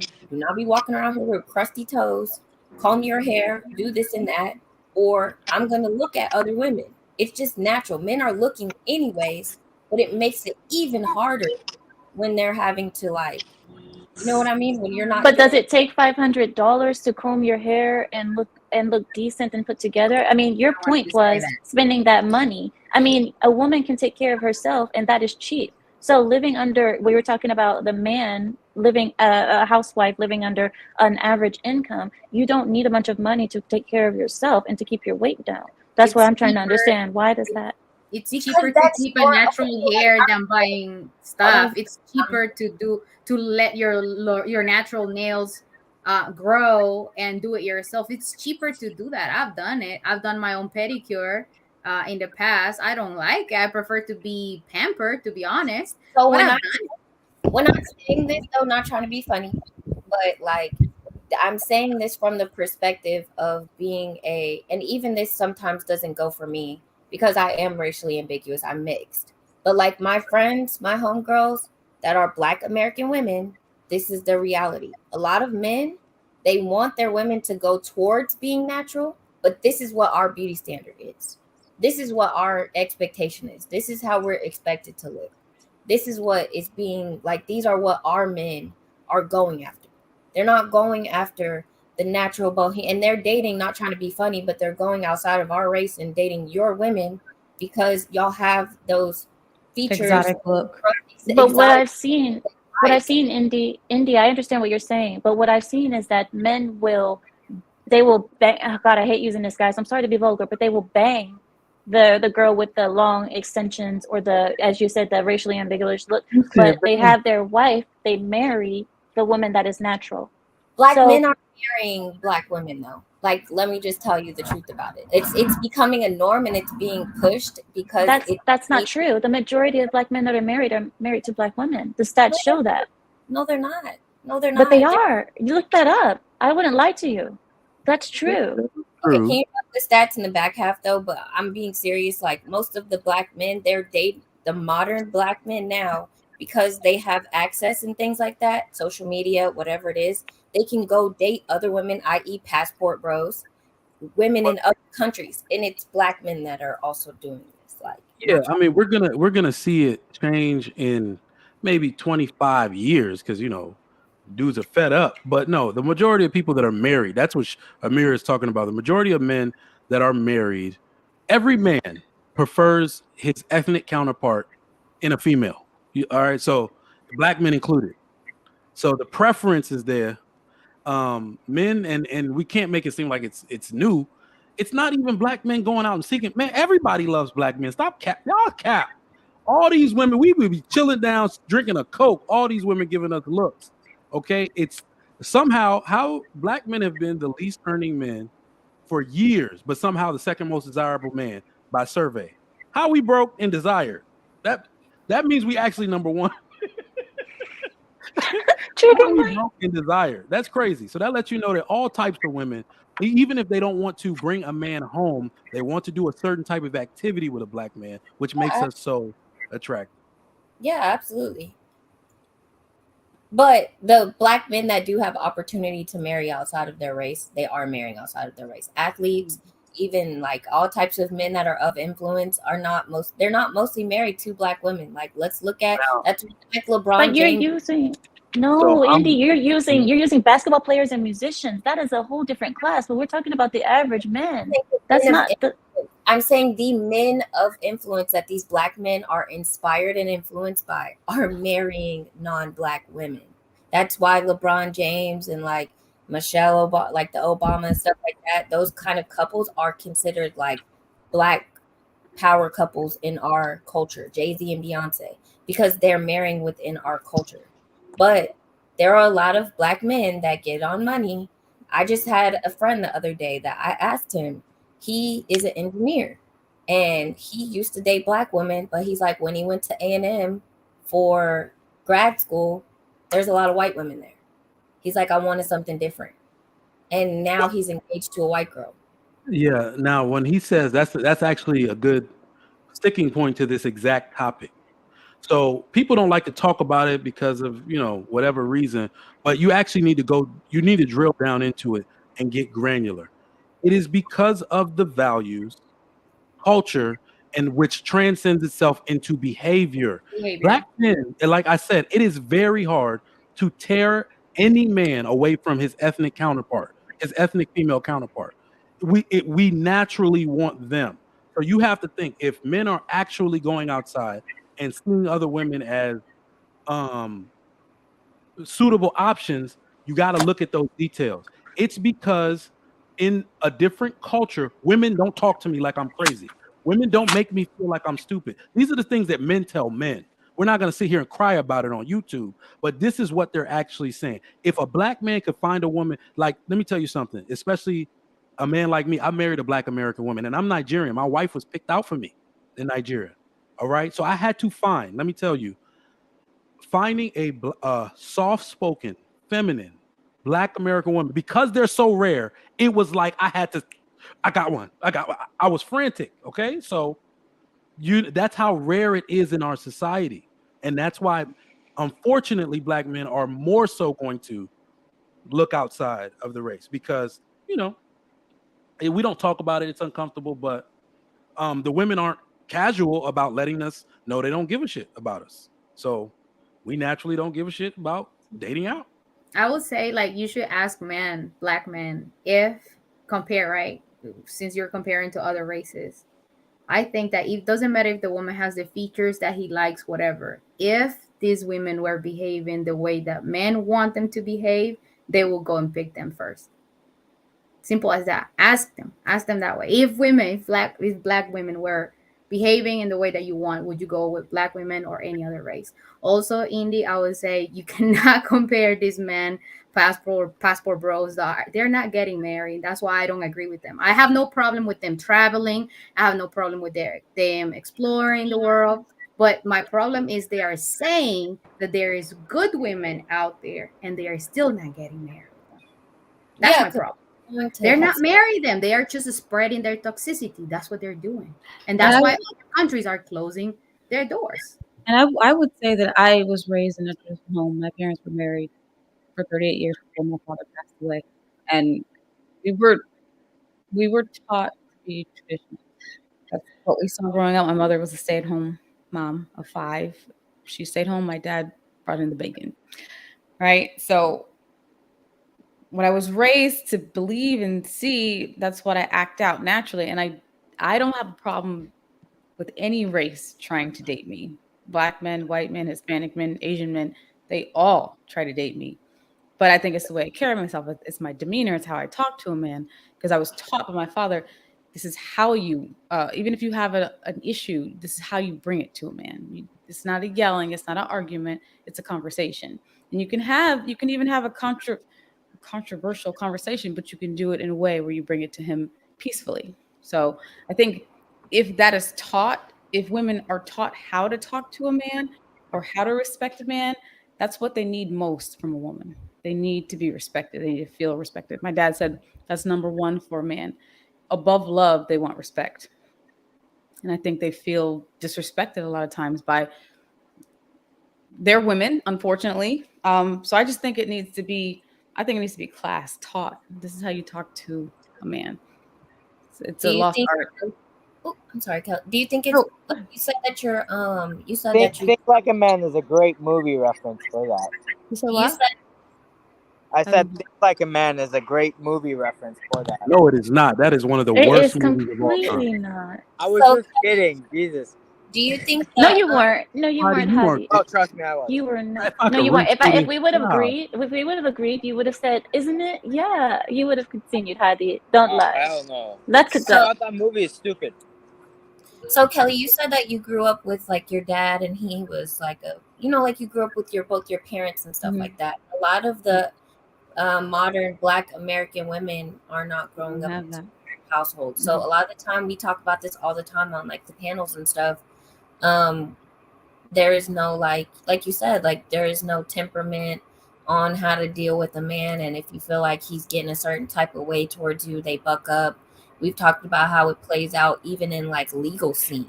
Like they're not listening to police officers or authority because they've never had a man, tell them what to do. They don't want to listen. So I think that, like you were like definitely blessed and stuff like that. But the reality for a lot of American Black households is that they don't have that. Yeah. Which is why I'm writing a book, shameless plug. It's called A Father's Love. And I wanted to like kind of give the lessons that I was taught by my father, because a lot of women don't have fathers. And not only that, they don't have fathers that impart to them. So he gave us a lot of wisdom, and I want to be able to share that with people who don't have that in their lives. So it's necessary. And Kevin Samuel said it. Dudes can come up here to talk all day long, but until a woman says it, women won't really listen, won't resonate. Yeah. So yeah, that book is to women. And I've had my boyfriend actually thank me. Like we'll have a conversation and I'm like, okay, well, thank you for letting me. I didn't know, I'll work on that. And then he was like, is that it? And I'm like, what do you mean? He's like, it's not gonna be a fight. And I was like, a fight about what? I value what you say. It made a lot of sense. It's not like you're like, you better do this. He was like, this is what I think. This is what I'm saying. I was like, oh, okay. I was like, okay, I'll work on that. Thank you for letting me know. And he was just like, do you know what my never experienced this. No cap, it really hurts my heart that what you're doing right now is gonna naturally happen to every woman. If we can't humble you, if the people, your friends, your family can't humble you, time will. And they're gonna learn it way too late. By the time they're ready to be like and just stop putting up a fight and realize that all you had to do was be easygoing, and maybe he isn't crazy. Maybe it's me who just needs to change my perspective. I don't know what too late means, but I feel like it's going to be too late. But I also learned that from my father, because like when he came to me, he did give us criticism. He did reprimand us, but he also did it in love. So when he did it, I knew he was doing it from a place of care, and I received it. So I'm used to getting that from a man. So it was it's really easy to receive that in a relationship. I was going to say done the right way. I was going to say that, Kelly, because I think that matters. Probably the way that he said it was like, there's difference between coaching and just saying or giving an order. There is a big difference. And I was raised by my father. So I know the way that he talks to me is not the way that certain men that I hear in these panels talk to. Some men here scream and they get like so emotional, and like at some point I have to remove my headphones. No. I'm like, no, this is too much. I'm not used to this type of no. So I think what the words matter, and that's why sometimes women are like in this mode, like, hey, don't like attack me, or they are like ready to fight, because men are aggressive too. And I have to give the example. There was a man that approached me on a chat, on a DM, and he was very aggressive, and I was like, why are you talking to me like this, you know? And I had to tell him, I think you are used to talking to aggressive women, and that's why you are coming to me in this aggressive way. And when I addressed and pointed that way, he said, oh, it was just a joke, because that's their defense mechanism. They we know when something is serious, it's like, oh no, it was just a joke. So I had to put him on check, and I'm like, no, no, no, no, it's not a joke. My time is valuable, is precious. So please, as much as I'm respecting your time, please respect my time. This is not a joke. I was not joking. It's a serious conversation.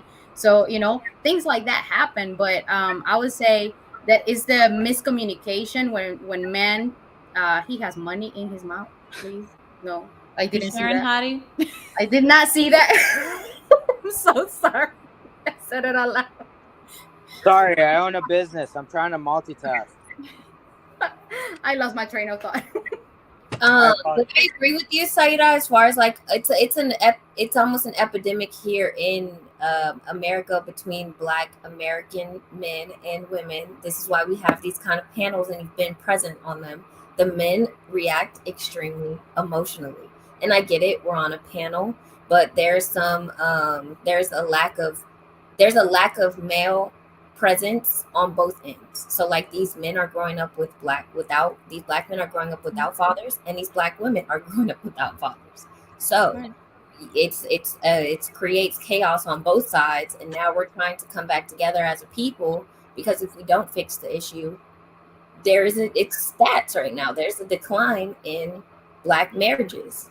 There is, like, yes, the people that are getting married may be marrying Black women, but it's a decline of it. Like, it's not happening as frequently. But there's a decline in marriages as a overall, not just in.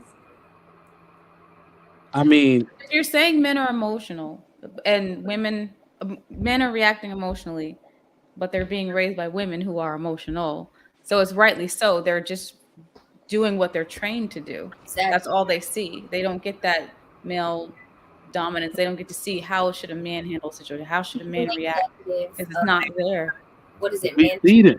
Negative emotion. Like, I talk to my son about this all the time, because I'm a woman, and I'm like, I can't teach you this, but like managing negative emotion, like Black men are not taught how to manage negative emotion, or like Kelly, thank you for having me, Kelly. Thank you so much, Amir, for coming. I appreciate it. I always appreciate the conversations. You have really good topics, and I appreciate them. And I also appreciate the panel. It's also nice to see Trigger Mike here, which is not common. And nice to see you. Nice to see you. And joined bye, us Hadi. accidentally on our Thanksgiving edition, and he brought like this fun. I crashed it. He crashed the Oh, party. Thank okay you so then, much for guys. coming. Thank you so much. Masalama, Hadi. Bye-bye, guys. Hey man, we don't speak that. Y'all better translate.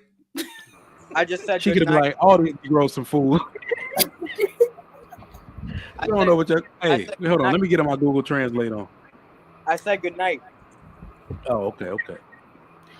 It's good. I actually only had one more topic. I knew a few people had to cut out a little early. I only had one more topic, I believe.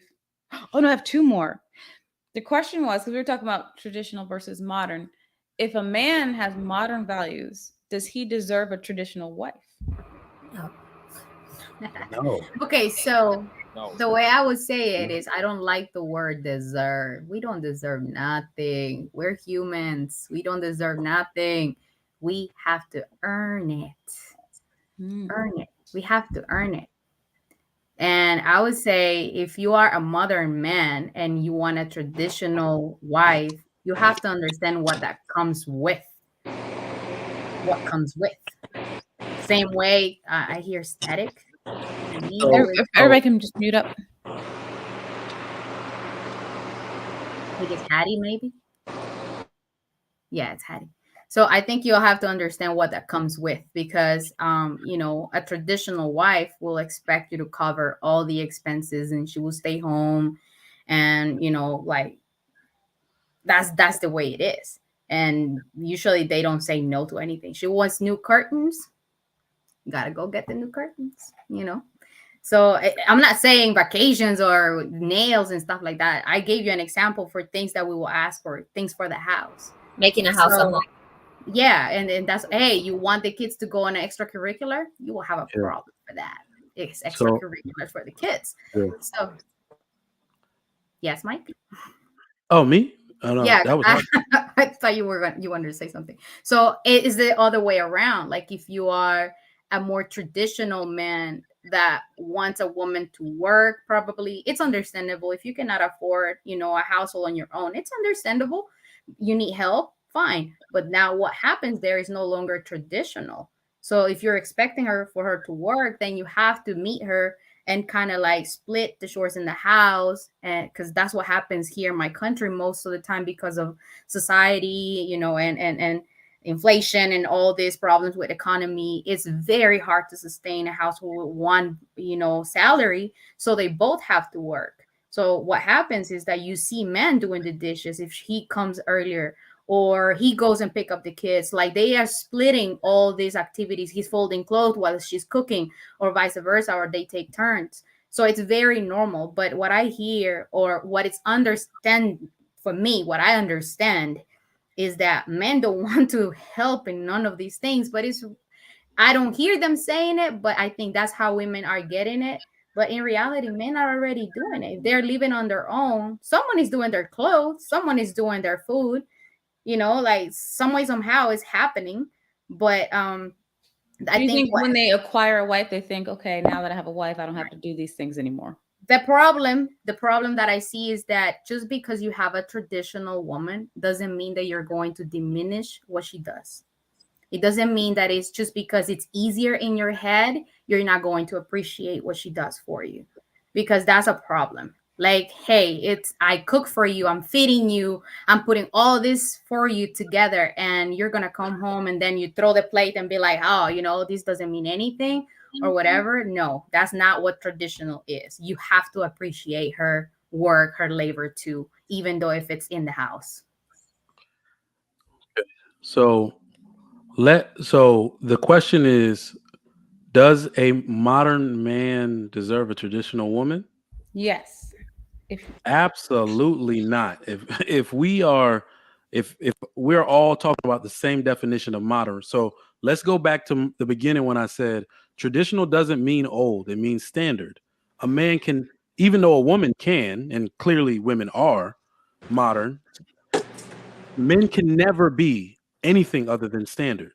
Tia Mowry had that big old blowout where she said marriage was a graduation, and there's a curriculum, and she used it completely wrong, but she did have good points. Marriage does have a curriculum, and you do graduate upon your death, but she just got the timing wrong. Okay, so, and in the marriage curriculum, for those of you in education have taught before, right? I taught at the collegiate level for a while.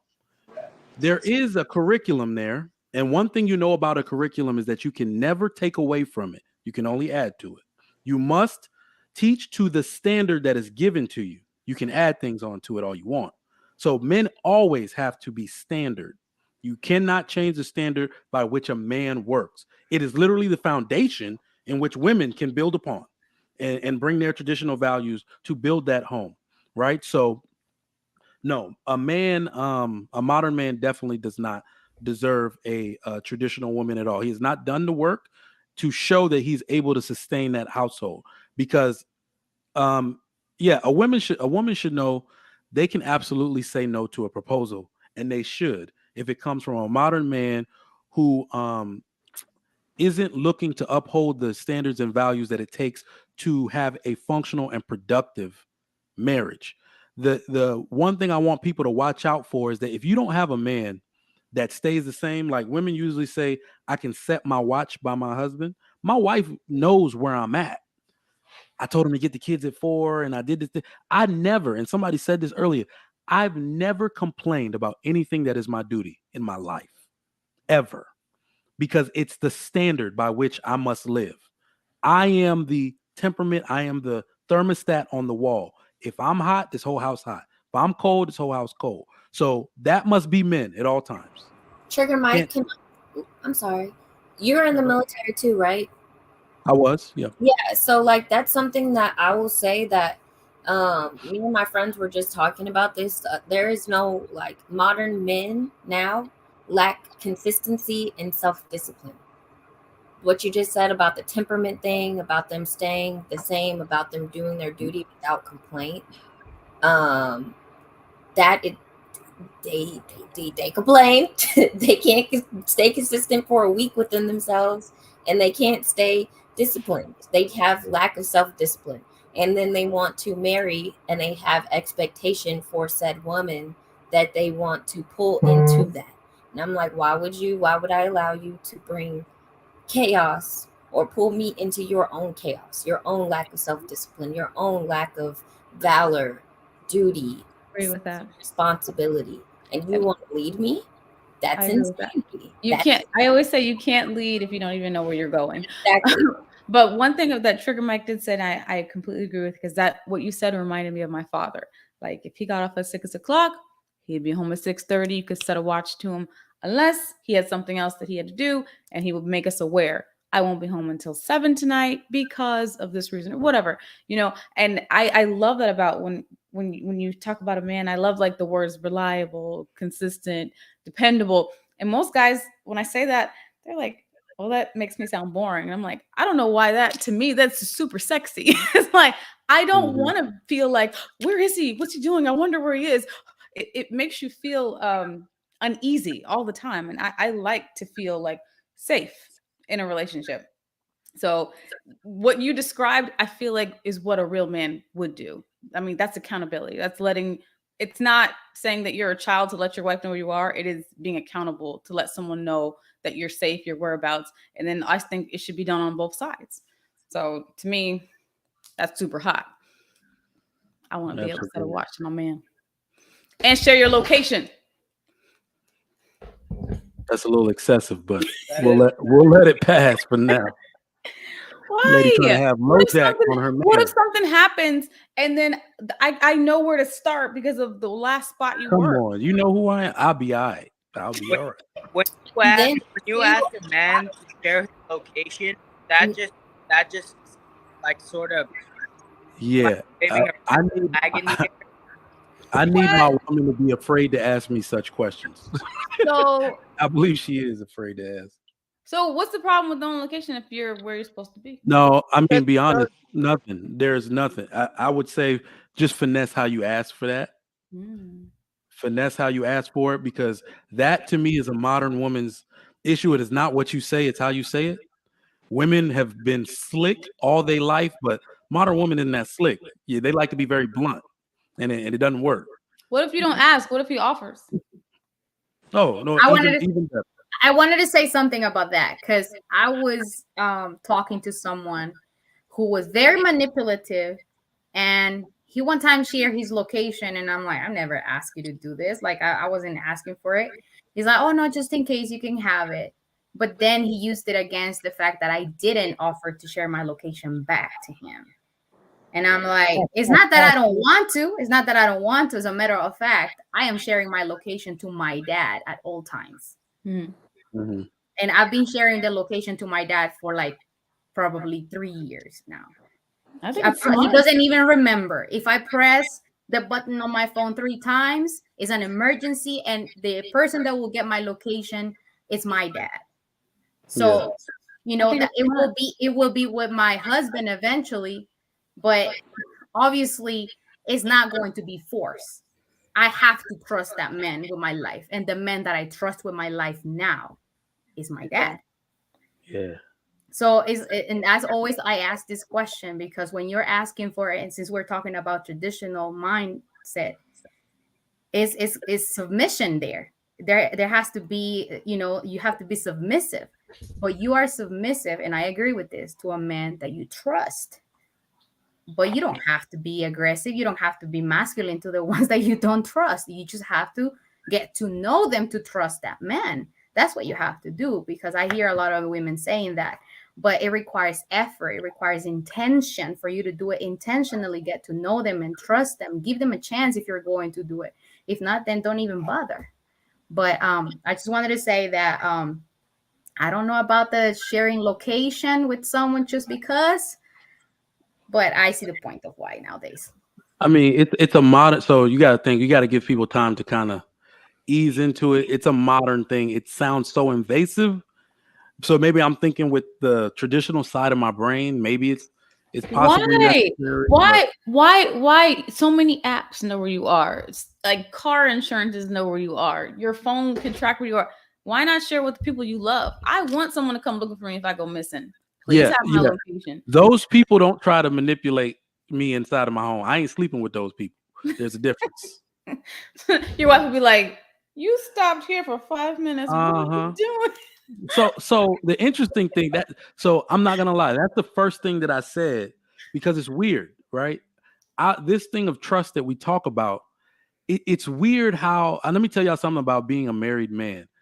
A lot of our job is keeping the peace, and men get violated in ways that, in order to keep the peace, we won't even, because sometimes you did something for it to be equitable, but you seem to have some kind of advantage that you're creating. And to keep the peace, I'm not saying nothing, but it's like, how many of these things am I going to allow in a relationship? So men keep mental notes. Like, first it's share your location and we need to know if each other is safe. And it's just like, so what did you do today on your day off? And it's like, I've gotten that question 6 times this week. I'm thinking it's because I share my location. You know what I'm saying? It's like, we all will find a way to manipulate every situation. We've read the Bible. We know what Eve be doing, okay? Y'all can't trick us. I agree. Yeah, I think though too, like a lot of, also it plays down to finances too. A lot of reasons why a lot of modern women now won't follow up behind a man too is because there's a lot of consumerism now too. Men are not saving like they used to back in the day or making smart financial decisions like they used to. Like my granddad used to sit at the table and budget on a piece of pad and a note paper, and like he had like meetings quarterly with somebody to where he needed to invest his retirement and stuff like that. And I'm not saying that all guys are not like that, but in this like modern day thing of like scammers and get rich quick and I'm gonna take our whole life retirement and invest it in this coin because Elon Musk said to do it. Like, I would be afraid to follow, like, you know what I mean? Like, and then now your money is gone and you guys have no contingency plan. Like, because well, I mean, yeah, that's true. That's true in a sense. I don't know that men are more. The weird part is that the statistics don't show that. It actually shows that women are the fiscally irresponsible ones. Women own 66% of all consumer debt, but you make only 30% of the money. Like, it's weird. So it's like men are just as I don't know. Men have different avenues of making money, and yes, you are absolutely right about the consumerism. So if it comes fast, they're going to spend it fast. But I'm not sure it's as big a problem. The funny thing about the word retirement, I think retirement is a joke. It's so because men work extremely close to their death date. You retire at 67, die at 68. Like it. So what is a retirement for real for a man? It's weird. It's just financially, I guess. I guess it's more of a generational thing than it is a cultural thing, I would say. Because like the men in my generation, like before, like you look at 27 and they're owning a home. You know what I mean? And I've guys now, and I'm like, why is your plan to own a home once you get a wife? Like, no. So that's actually interesting. You have to look at the cultural reasons for that. So what did we push back? So you got to understand something. When you listen to some of these people on YouTube, they're always saying men need to be the best versions of themselves. Like we're all supposed to be millionaires. I'm going to listen to that because I'm a businessman. Anton Daniel's going to listen to that. JR is going to listen to that. That's our way of thinking. But I'm also always looking out for the little guy because I'm like, they don't think like that. And that's okay. They don't want to really be rich. They just kind of want, because that takes a lot of work. The purpose for most men, the large majority of men, is their family. So if these women don't give men a family to work for, they will be without purpose for an extremely long amount of time. Less than 9% of men own homes without a family to put in it. That's simply because you'll never do it. What the hell I've got this big ass house for, cutting the grass for? It makes no sense to a man to want to do that unless they're gonna, make it a rental property or do it for financial gain. So it's really that part. When you push marriage back, and women start prioritizing themselves and getting married later, you'll start to see all those stats and things get pushed right along with it. Another Mike.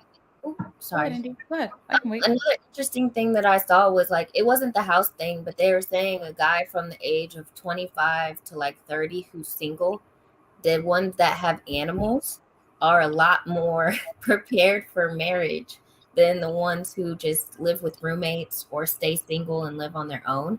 And I was like, at first I was like, wait, are y'all comparing women to dogs? Right? But it made sense because they have another thing to care for, essentially. Like they have another. I think men with dogs also have a routine. You can't just sit on your behind. You got to go out and walk the dog, or he's going to pee and poop on your carpet. So that's actually, it means the same thing for men and women. Essentially, when they say buy a dog, die alone, that type of thing, it's like you need a companion. If you are somebody who likes structure, or you need that in order to make you mobile, that's another reason why women get dogs. You got to understand, therapy dogs are a thing now for people who are depressed. Let me give you some stimulus. If you're not going to create it for yourself, we're going to bring this dog in and create it for you. You're going to have to walk it. You're going to have to care for it. This is going to take you out of your own head for a little while. So, it can do the same thing for men that it does for everyone else. I said it earlier, like that's the part of like women nature to nurture. So that's why when we don't have husbands and kids and, women that are elderly, they end up like getting cats, dogs, and plants because they need to preserve their life. So it's in our nature. You can't change that. They become cat. That is what I'm saying. So when you see, like, literally the cat lady shows women, not necessarily who they're going to be, but it just gives you that most basic sense of, you need somebody to care for, right? It was supposed to be your husband, and you're supposed to have something to. We've seen this all our life. We've known this since we were a kid. We made fun of the cat lady, right? So you've had progressive steps in your life to let you know who, what innately every woman wants. You cannot escape it. The need for a man, like I said, is not erased; it's delayed. Like I'm really sad because if half the population of women in America are going to be single by 2030, somebody actually said this to me. I'm gonna share it. They said it to my wife. They said, buckle your husband down. Do whatever you got to do. She was making a joke, like, don't let this fool come out of the house. If half the women are single, he's going to look like a whole Popeye's chicken sandwich out here to these ladies. Women always love dudes that look responsible, that are doing their thing, doing the right thing. So if most of the women in America don't have that, who becomes the most sought after person? They're going to sink your little toes right into your back. Yep. So hide your kids, hide your wife. Isn't that what they said? Yeah. Or hide your husband. Hide your husband. This is with wives though too. Like men, like these women are not wanting to have babies. They don't want to have babies anymore. They don't want to get married. A lot of women that are younger don't want to do that. Like, I have a 22-year-old little sister, and we have these conversations all the time. She's like, "Hey, kids." Hey, so, I'm not. Yeah, even a lot of friends that will say that. They're like, "Oh, one and done. Oh, I don't want any more.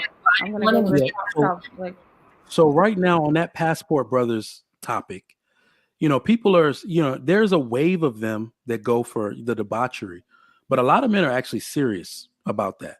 And what's going to happen is, unfortunately, the black community as we know it in America is going to cease to exist in 50 years. Most of the full-blooded blacks that have my phenotype, they're going to be full-blooded Africans. You're only going to see a dark-skinned person and they're going to have an accent, or they're going to be a first, second generation African person. Because you got to think, you just said it. If women are foregoing having children and you're not doing it, because men innately want these things too. We want a wife. We want children too. We want them in our likeness. Like I want my children to look. So when you think a man sees me looking all responsible with my kids and my beautiful wife with the big old booty and big, they're like, they're like, I want that too. Look at this dude. In the grocery store, they're bigging me up. Like, look at this black man. Oh man, you see what I'm saying? They want that too. So they're gonna think, if my women in America, the available women I have to choose from, aren't really down for this, I'm gonna go get a woman that is. And this is where they're saying I can get them. So that's really a movement that I think is gonna explode, because we've gone past the time of negotiating. Like, this is what you got to understand, ladies. If men are still talking, there's still a chance. When we stop talking, when Trigger Mike the only person on YouTube talking, it's over. Because you got to think, men are the one, we do the asking. We do the approaching. So once we stop approaching, we've gone elsewhere. Remember, I said it's a biological need. Companionship, sex, it's a biological need. Only 20% of the men are having sex with all the women here. So all the other ones got to go get a woman from somewhere. Ouch. So that leads me to my last question. Oh no, I did have a question for you, Trigger Mike. Something you said. I was gonna ask what, because you said men innately want families, right? But they're still having babies. They're just not making the family unit happen. So what does a woman have to do to make sure that man marries her and they have that family unit instead of she's just becoming a baby's mama? So what we're seeing is a multifold problem, right? Has a lot of facets to it. Mm-hmm. Women have to stop procreating. Like, remember, every man's bloodline wasn't meant to be continued. If he's weak, if he doesn't have any work ethic, if he doesn't show himself as a productive male, don't continue his bloodline. He was never eligible for sex with you. The other thing is that is true, because in the back of the day, they used to like only procreate with the alphas, like the healthy, strong, the gene pool. They kept that going, the dominant. Yep. Yes, thank you, Trigger Mike, because a lot of men nowadays think that just because they are men, they are already a leader. And not every man is a leader. You're not a leader just because you were born a man. We have to be clear on that. So you kind of have to check yourself. So why are they? Yeah, but I mean, even in the most basic sense, it's just I'm talking about not even leadership, because when we say leader, we got to be careful with that. All right. Leader, women want an authoritative leader. Women keep saying that all the time. Women don't want an authoritative leader. Let me tell you why. I'm an authoritative leader by nature. I'm the oldest of 4 children in a Nigerian family. Even when I didn't want to be in charge, I was put in charge. When I was in the Navy, they made me in boot camp. They made me Port Watch section leader. I was trying to mind my business, but they see these qualities, right? They see that you show respect, that you shut up and only speak when spoken to. They find these things, right? That's an authoritative leader. Do you know how hard it is to be married to me as a person like that? Have you ever met a high-ranking person in the military? Have you ever met their family and see the way that dude runs his household? Most women will never live up to that man's expectations or can even function in the way that man runs his house. Women do not want an authoritative leader. That's just a lie. What you need is not wrong, because that's how my dad was. I was like, how do you deal with this, Mom? My wife, the look in her face when I make requests and I'm running my list off, it's like I'm exasperating her. Like, God, this dude, ugh. She's not a soldier. You see what I'm saying? But it's hard to be married. I understand that. But this is the way I am. Literally, it's my greatest gift and my biggest downfall. I'm pretty sure most of my family thinks I am insufferable. But they have come to realize that it's my natural position in life, and that's just Mike. That's why I know it's hard to be married to me. You got to be a really patient woman to be, right? So most women don't want an authoritative. I'm pretty sure you thank her for that, right? You're appreciating her patience, right? I married her, didn't I? Shoot, what more thing she needs to? She got that big ass rock. She got that big ass rock on her finger. That's a thanks exactly enough. What men say. I married you. She got that big ass rock. I just remember. I'm just saying, because I remember my grandpa literally telling my grandmother that he was so thankful for her attention. Like every now and then he will like give her compliments. Like he will like grow the garden and bring roses to her just because he's like, look what I got for you. And then it's like, this is just because you've done this. So that's what I'm saying. Like in our community or my family, that was shown, it was appreciation there. Women need to, I'm sorry. Good. Trigger Mike, I have a question for you, because I literally, like, you're a very insightful man, and you were in the military as well. I'm the same way. I was a soldier.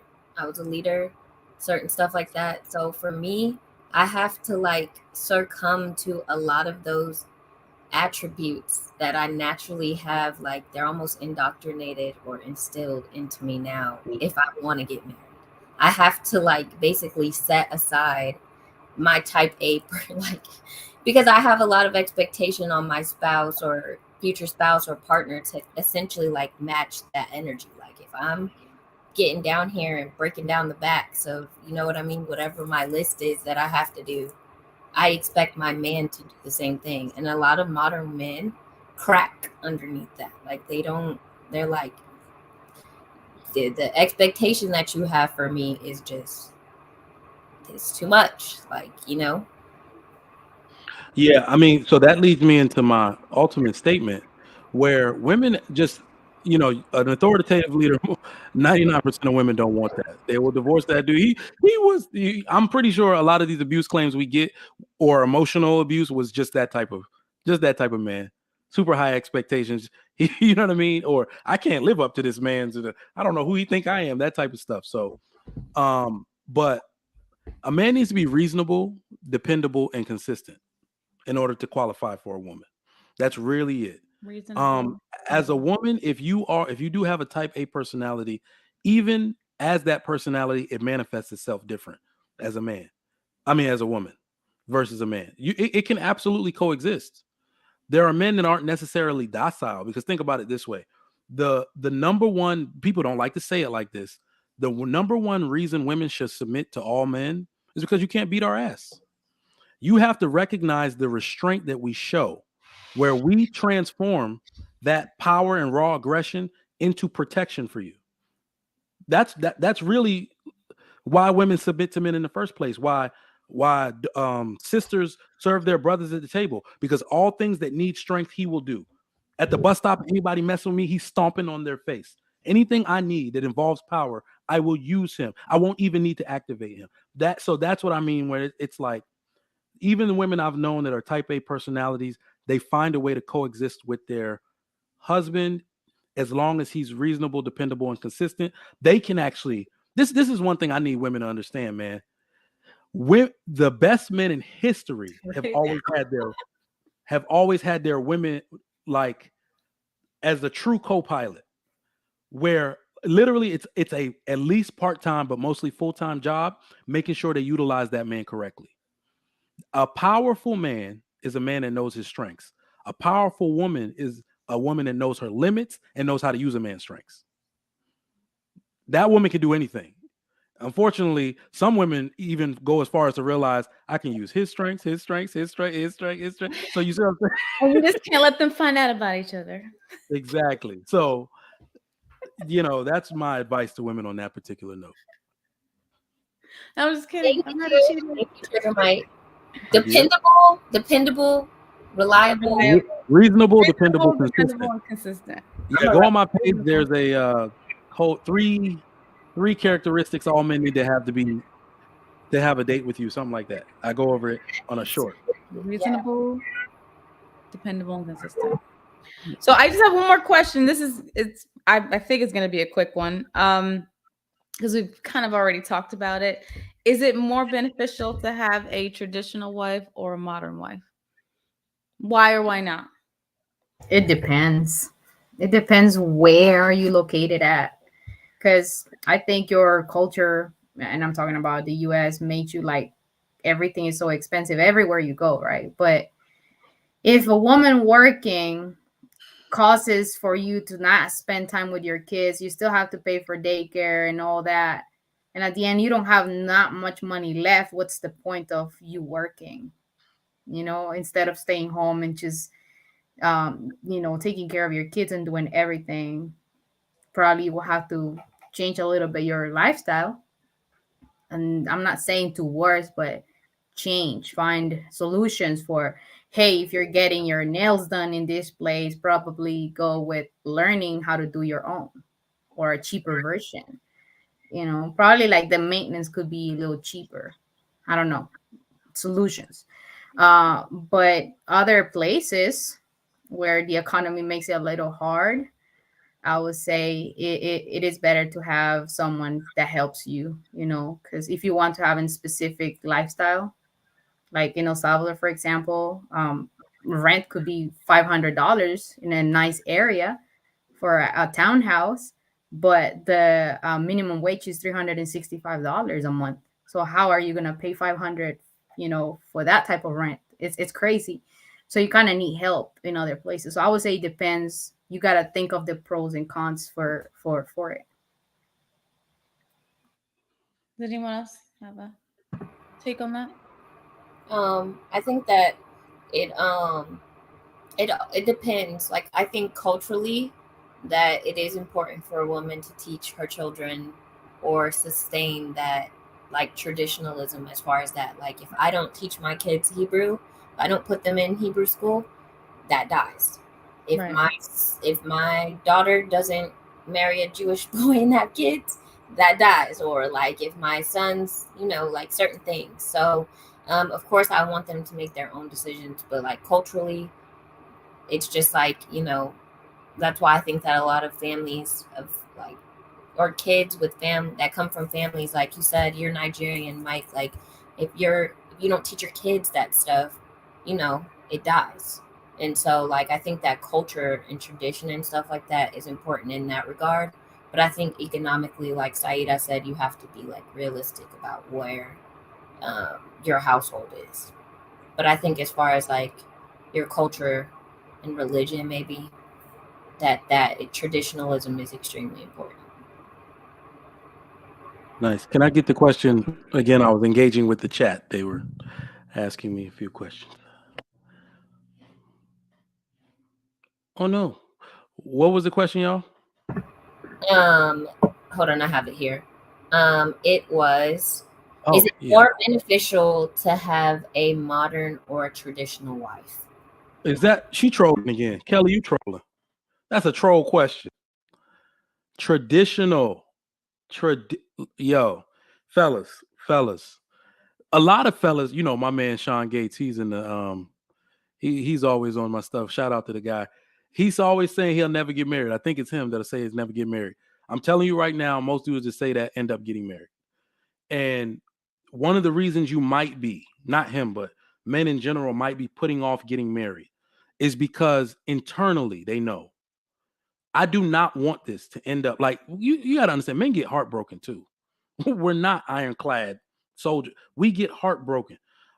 And with the ability for a woman to take away the very family we created, there's nothing worse in the world. And unfortunately, that is partly the fault of the modern woman and her complete disregard for the order of family and the having enough patience and just the sense to keep the family together.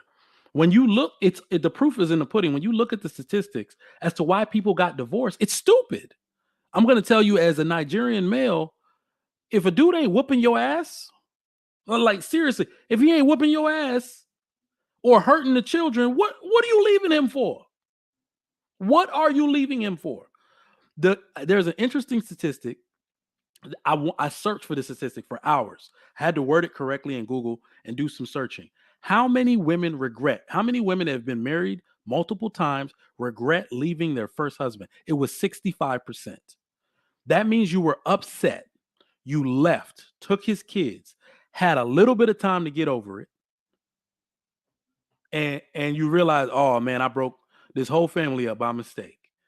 But a traditional woman understands and is grounded, hopefully, in the values that she knows. She has a little bit of foresight to know that whatever we're going through, we're gonna get through this rough patch. I'm going to involve the family. I'm going to pray with my husband, find some kind of foundation to ground myself to, because I don't want my kids to grow up without this man. They will find a way to keep this family together in conjunction with their husband. A traditional woman is always better. Do not engage in the institution of marriage unless a woman is traditional. That is actually something I want to talk to the men about. Men today they worship sex. A lot of men are marrying their favorite sex doll in a live woman. Unfortunately, that's something I've charged a lot of men with. She's not like, I encourage men, when you find a woman that you feel like you're interested in, try your hardest to keep sex out of it as long as you can. You will have a clear head. You see what I'm saying? Me and my wife didn't have, it went like over 90 days and all that stuff, but I was very focused and intentional. Like, let's see what her values are, see if she's family oriented, find out about her family, do all of this. Because I'm telling you, we're slaves to the booty. Once we hit it, we start forgetting about all the things that are important, and we just want to hit it again and again and again, and then be like, I'm making this ass mine forever. But naturally, when you get tired of doing that, you actually have to be married to a person. And you realize they weren't all that interesting to begin with. I don't have the same values after all.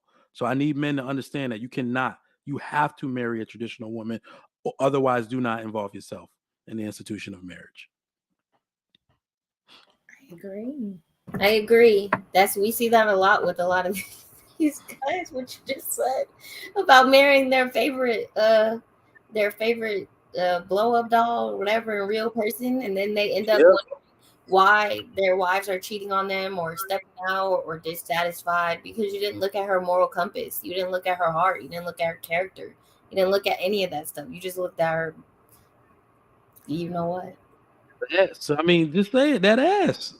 I mean, think about it this way, because I'm not on here trying to stand on anybody's head. Okay, I got lucky, right? So my college girlfriend, right, was talking about marriage, and being who I am and the family I came from, I'm like, oh, okay, well, it's that time anyway. I'm 26. I got to get serious, and she was the wrong person. It's just you see what I'm saying? So it's like, wow, thank God she didn't get pregnant. Thank God I wasn't obligated to anything to her, because she was just the wrong person. I was hypnotized by the booty. Anytime I started to even feel like we weren't aligned in values, the booty would just take my mind over again. I was a slave to it, right? So that took my mind away from years, my rational thought process. But it's true. I'm glad that I'm sorry. I'm glad that you're able to say those things, because a lot of men don't really and that's accountability in a way. That's you being honest about your decisions, more like honesty. I would say you're being honest with yourself, because a lot of men will just prefer to say, oh, why she was letting me do it, and not being accountable for their actions. Oh, you're back. I'm so sorry, my laptop died. Yeah, okay. We were like, well, I guess we are gonna. You made beautiful points. Like Trigger Mike he just went ahead and laid one on us again too. That was beautiful. Yeah. Sorry. So I'll have to go watch it on the replay because I didn't. I apologize. No worries. He was basically saying that a lot of guys are not like. If they're not marrying a traditional woman, then they're marrying wrong, because of the fact that a lot of the modern women, they're marrying them because of sex, because they're thinking with their little head and not their big one.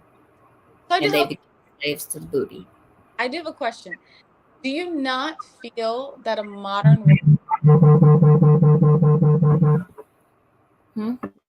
Do you not feel... vibrating? Do you not feel that a modern woman can be utilized for certain men? Like, in my opinion, I would say like Michelle Obama will be considered a modern woman. Do you think Barack Obama benefited from having a woman like that? I would disagree. There's no way a modern woman can stand behind the president of the United States for 8 years. No way. No? She did not get in his way at all. And she has values too. There were times where she took times away to raise her kids. She took time off the law firm to raise her kids.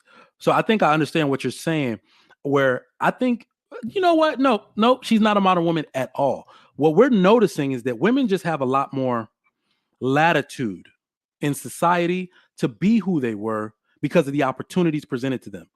It's a myth to say, when women say men have been holding us back. No, men didn't know what you wanted. And if you notice that the progression of women happened lightning speed. Women said, we want something. Men said, okay. And you got it. So her as a traditional woman, she did everything a traditional woman would do. She just happens to be excellent herself in her career and everything she does. But the one thing I would expect a modern woman to do is feel, and like she would feel the first lady role to be cumbersome. You have to be told what to do in that role, exactly what to do, how to behave, how to talk, how to dress. A modern woman can't do that. She would have divorced her husband. And I was gonna say, like, a lot of women nowadays think that the only way to be successful, a successful woman, is if you have a business on your own, if you pay your stuff. That's the only way that you can be successful. So in reality, I remember my grandmother she had 6 kids, and she had a bakery, so she had a business, she was doing it. So I see, back in the days, I can't compare, but like nowadays I see a lot of women making money from home too. Like they have their own businesses, and they don't have to go out. They still have the traditional mindset, but they are doing things to help the household. So the difference is that they don't forget their priority, and their priority is the family. That's the difference. Like you can be mother, like you can have a way of kind of like working and making money, helping your husband, but you don't forget that your priority are your kids and your family. So a lot of women also aren't doing their research on career fields where you can still, and it doesn't even have to be like that kind of like STEM. I work in IT, and I'm home every day, and I can be because my baby, like he needs me. Mm-hmm. And so I'm like, but that still is a career field where if my husband, one day when I get married, if he were to pass, I could still sustain the lifestyle so a lot of women are not like thinking about career choices that can be something that they can utilize like once they become a mom. Like if you're a nurse, Mm-hmm. That's something you have to be there. Like, Mm-hmm. Yeah. Or flight attendant. Or like flight attendant. I mean, and remember, it's not even her life. Michelle Obama's life was about her husband. So you have to make it about him. So it's not even about her or, the family. It's about him. Say she was considered modern, like she was a lawyer in her own right. She was like the one that trained him. Yeah. I also don't think that's modern. I don't think women have been excellent and had the ability to do those things for a long time. It's the access and opportunity for them to do it. Remember, women had to fight for voting rights and different things, but even those stories are misconstrued, right? When women decided they wanted to participate in society, men said okay. Women didn't vote for a long time. A lot of people don't notice, simply because they didn't want to go to war. In order to vote, you had to sign up to go to war. They're like, forget that. No. It wasn't until someone said, well, maybe we take away that requirement for them, that it became okay. So, I don't I think I would go. I know you're on the modern side because it has to do with her job and all of that, but black women especially, have always worked alongside their men. Literally, if it's not in the field, it's slaves. They were working in the church. They were community organizers. Literally, they held the entire community down while their men were at a factory or in a mine somewhere. So I would consider myself a modern woman, like being successful in my own right, but I have traditional values. So that's the way my wife does that all the time, and says, "Well, I think I might be a modern woman." No, you're not. I wouldn't have married you. I tell her straight up, straight up, and it's more. Let me put it to you this way. I think in the beginning, you remember when I said many women, not even modern women, many women are just fighting against their nature to be modern. They're not actually modern women. Mm-hmm. When their man talks, they shut up. They care how he feels and have a feeling of guilt when they don't feel like they're fulfilling him in a way. When women talk, it's still funny. Even in America, I've heard a woman cry because she said, I can't give him children. She understands how when you got to listen, like when I listen when women talk, you see what I'm saying? So it's like, you still know there are things that you need to there are ways in which you need to serve a man, and you see what I'm saying, and you're fighting against your nature to do so, which is what we call the modern women. But I don't think modern women and any are destined to be that way. No. So they're destined to be traditional. So the way you describe it, it sounds like modern women put themselves first, where traditional women put their husbands and family first. Yep. So it has nothing to do with going to work and not being at home and not being. No, I've actually never described it like that at all. And the reason why we shouldn't do that, remember I said last week or the last time we were on, we have to stop putting those two together. Work means modern. No, it doesn't. You have to look at the people who do it the best and have been and keep their families together. When you walk in a Chinese restaurant, there is a wife at the counter. Her husband is in the back cooking. If the kids aren't school age, they're on the floor playing. These people work together their entire life. The women have been working since the beginning of the time. It's just, is it in the family or is it in some corporate style where they have to swear off a man so they have time to climb the ladder, right? So it's just the mode in which they're doing the work, and it really has a lot to do with selfishness. I was gonna say, because it has to do, because we're thinking like, oh, it's my career, it's me, it's what, my success, everything, it's me, and the only person that is getting benefit from your success is you, nobody else, because you're not buying a house thinking of your kids, for your kids. Honestly, you're thinking, I never hear a woman saying, oh, I'm buying a house for my kids in case that something happens to me for my kids. They always think that in case that my husband is missing. I'm just generalizing. I'm not saying you. It's generally, right? So that's why like women say that, oh, like these women got divorced and they had nothing to, nowhere to go or whatever. That's their mentality. They're not thinking for my kids in the future. So and it's the opposite to the men. The men buy property thinking for the legacy, their kids. This is for my family. They never think it's my house, it's for me, it's for my family, which is different. I actually have instructed my son, when I bought my first house, I got a really good deal on it. And I was like, this is your house. If anything ever happens to mommy, this belongs to you. I said, I'm going to pay it off as quickly as possible. As soon as if I die, you take life insurance, you pay off the house, you always have a place to live. And this is yours. You keep it in the family for the first house. And he's like, he knows. He's like, that's my mom. You can't tell. That's my house. Like he knows. So that's beautiful though. But I agree with you as far as like a lot of women do look at it that way. They're prepping for the in case things go bad. The in case, like you said though, Kelly, because a lot of their grandmothers or aunts or whatever like sit in their ear and tell them, like, hey, whatever. They're not feeding life into like when I told my family that I wanted to get married, like when I was 18 years old, instead of hearing like, I know my grandmother had passed at that point, and I knew that my grandmother would have been proud because that's what she's a traditional woman.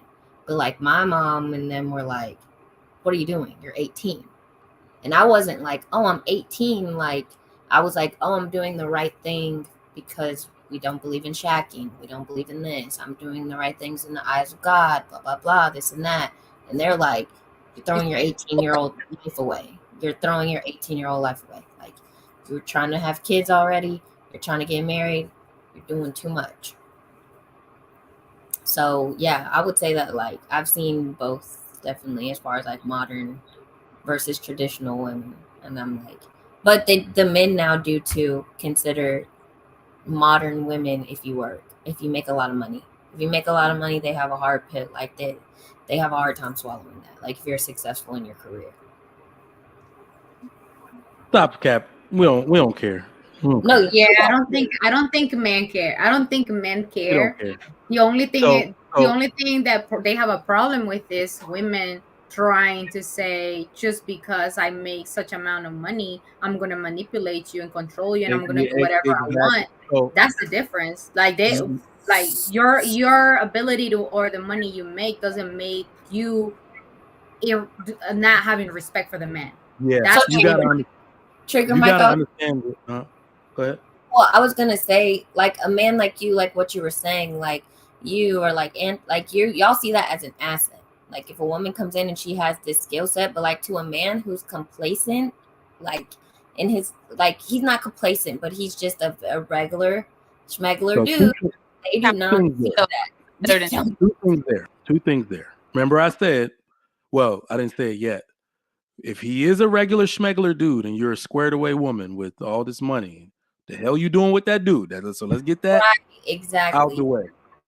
So let's get out. The second part is that the ratio by which women change their behavior and start making unfair demands, or when they get money, is crazy compared to when men do it. In fact, it's not. It has to be the opposite, because men still make more money than women, and money just simply means the advancement of our family. The kids get more things, cars get nicer, new house gets built. That's what money means for men and has meant since the beginning of time. Remember, men have not changed. It's not that women make money primarily. I understand what you're saying. Those dudes are suckers, but I still don't think those women should be 50 feet from, at any time from those dudes. Men care how women behave once they get money. Now, all of a sudden, everything that was non-negotiable becomes negotiable. I have a homeboy going through this, and it's funny because she was making more money. He's an engineer. She's a realtor. She had the best 3 years of her career, made like $600K in like 1 year, in like 2020, when the housing, went all inflated like that. He said, bro, do you know she started asking me to clean? And he's the one who's been making, in the 10 years of their marriage, been making consistently most of the money while she got her real estate license. She wasn't doing anything for a long time. And now she's acting different and making these kind of demands of him. And this is how I broke it down to him. You tell her, this is actually something for all women. You are always in charge of housekeeping. I don't care how it gets done. You can hire someone, but you're in charge of housekeeping. This is why that's important to note. I have never in my life been in charge of dishes. Why would I start now as a 36-year-old man? If you want dishes done right, I'm the wrong person to do them. If you want the floor vacuum right, I'm the wrong person to do it, because I've never done that in my life. 36.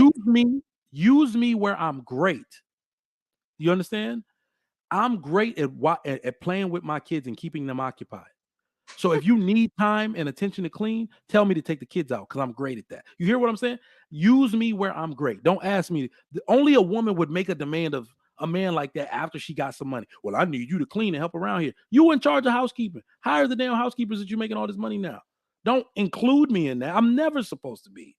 I'm working outside. I'm cutting the grass. I'm doing all this. And because you're making money, you trying to dictate orders. Like, that's the audacity of some women when they get money. Because alternatively, you notice as men start making money, their women start relaxing. Let me get some. They want to make it easier. Let me get Freshly to make meals 3 times a week because I'm tired. You see what I'm saying? So how dare a woman ask a man to start doing anything because she making money? Craziness. Trigger Mike, we're the same age. Really? You are not 36. Like, this is just crack. A black does not crack. People have been saying I look old, but damn, I'm 36. I don't know what to tell y'all. You are 36? I am 36. Wait, am I 36 or 37? I wouldn't know. You guys. This is throwing me. Y'all's ages, like, y'all look good. Give me whatever. What are y'all taking? What's the sauce? Oh no, I'm actually doing real bad right now. I used to be sexy. I got dad bod written times 1,000. But no, all that's gonna change pretty soon. I got everybody wants to see me do my high speed stuff to attend my gun classes, and I'm like, good God, these knees are delicate now. Let me get some weight off so I can take some of this pressure off. So Trigger Mike 2.0 coming 2023. 2023, you gonna make lifestyle changes? Mm-hmm. Awesome. Right. That's crazy. Y'all did not y'all's ages. I have. Did you guys have any closing remarks before we start for tonight? Y'all need to be selling skincare, not panel pockets. Y'all need to be in there selling skincare stuff. Y'all been killing. Fee has a skincare line. Like, y'all are good. Oh, somebody get this. I was like, Saira, you were frozen like this.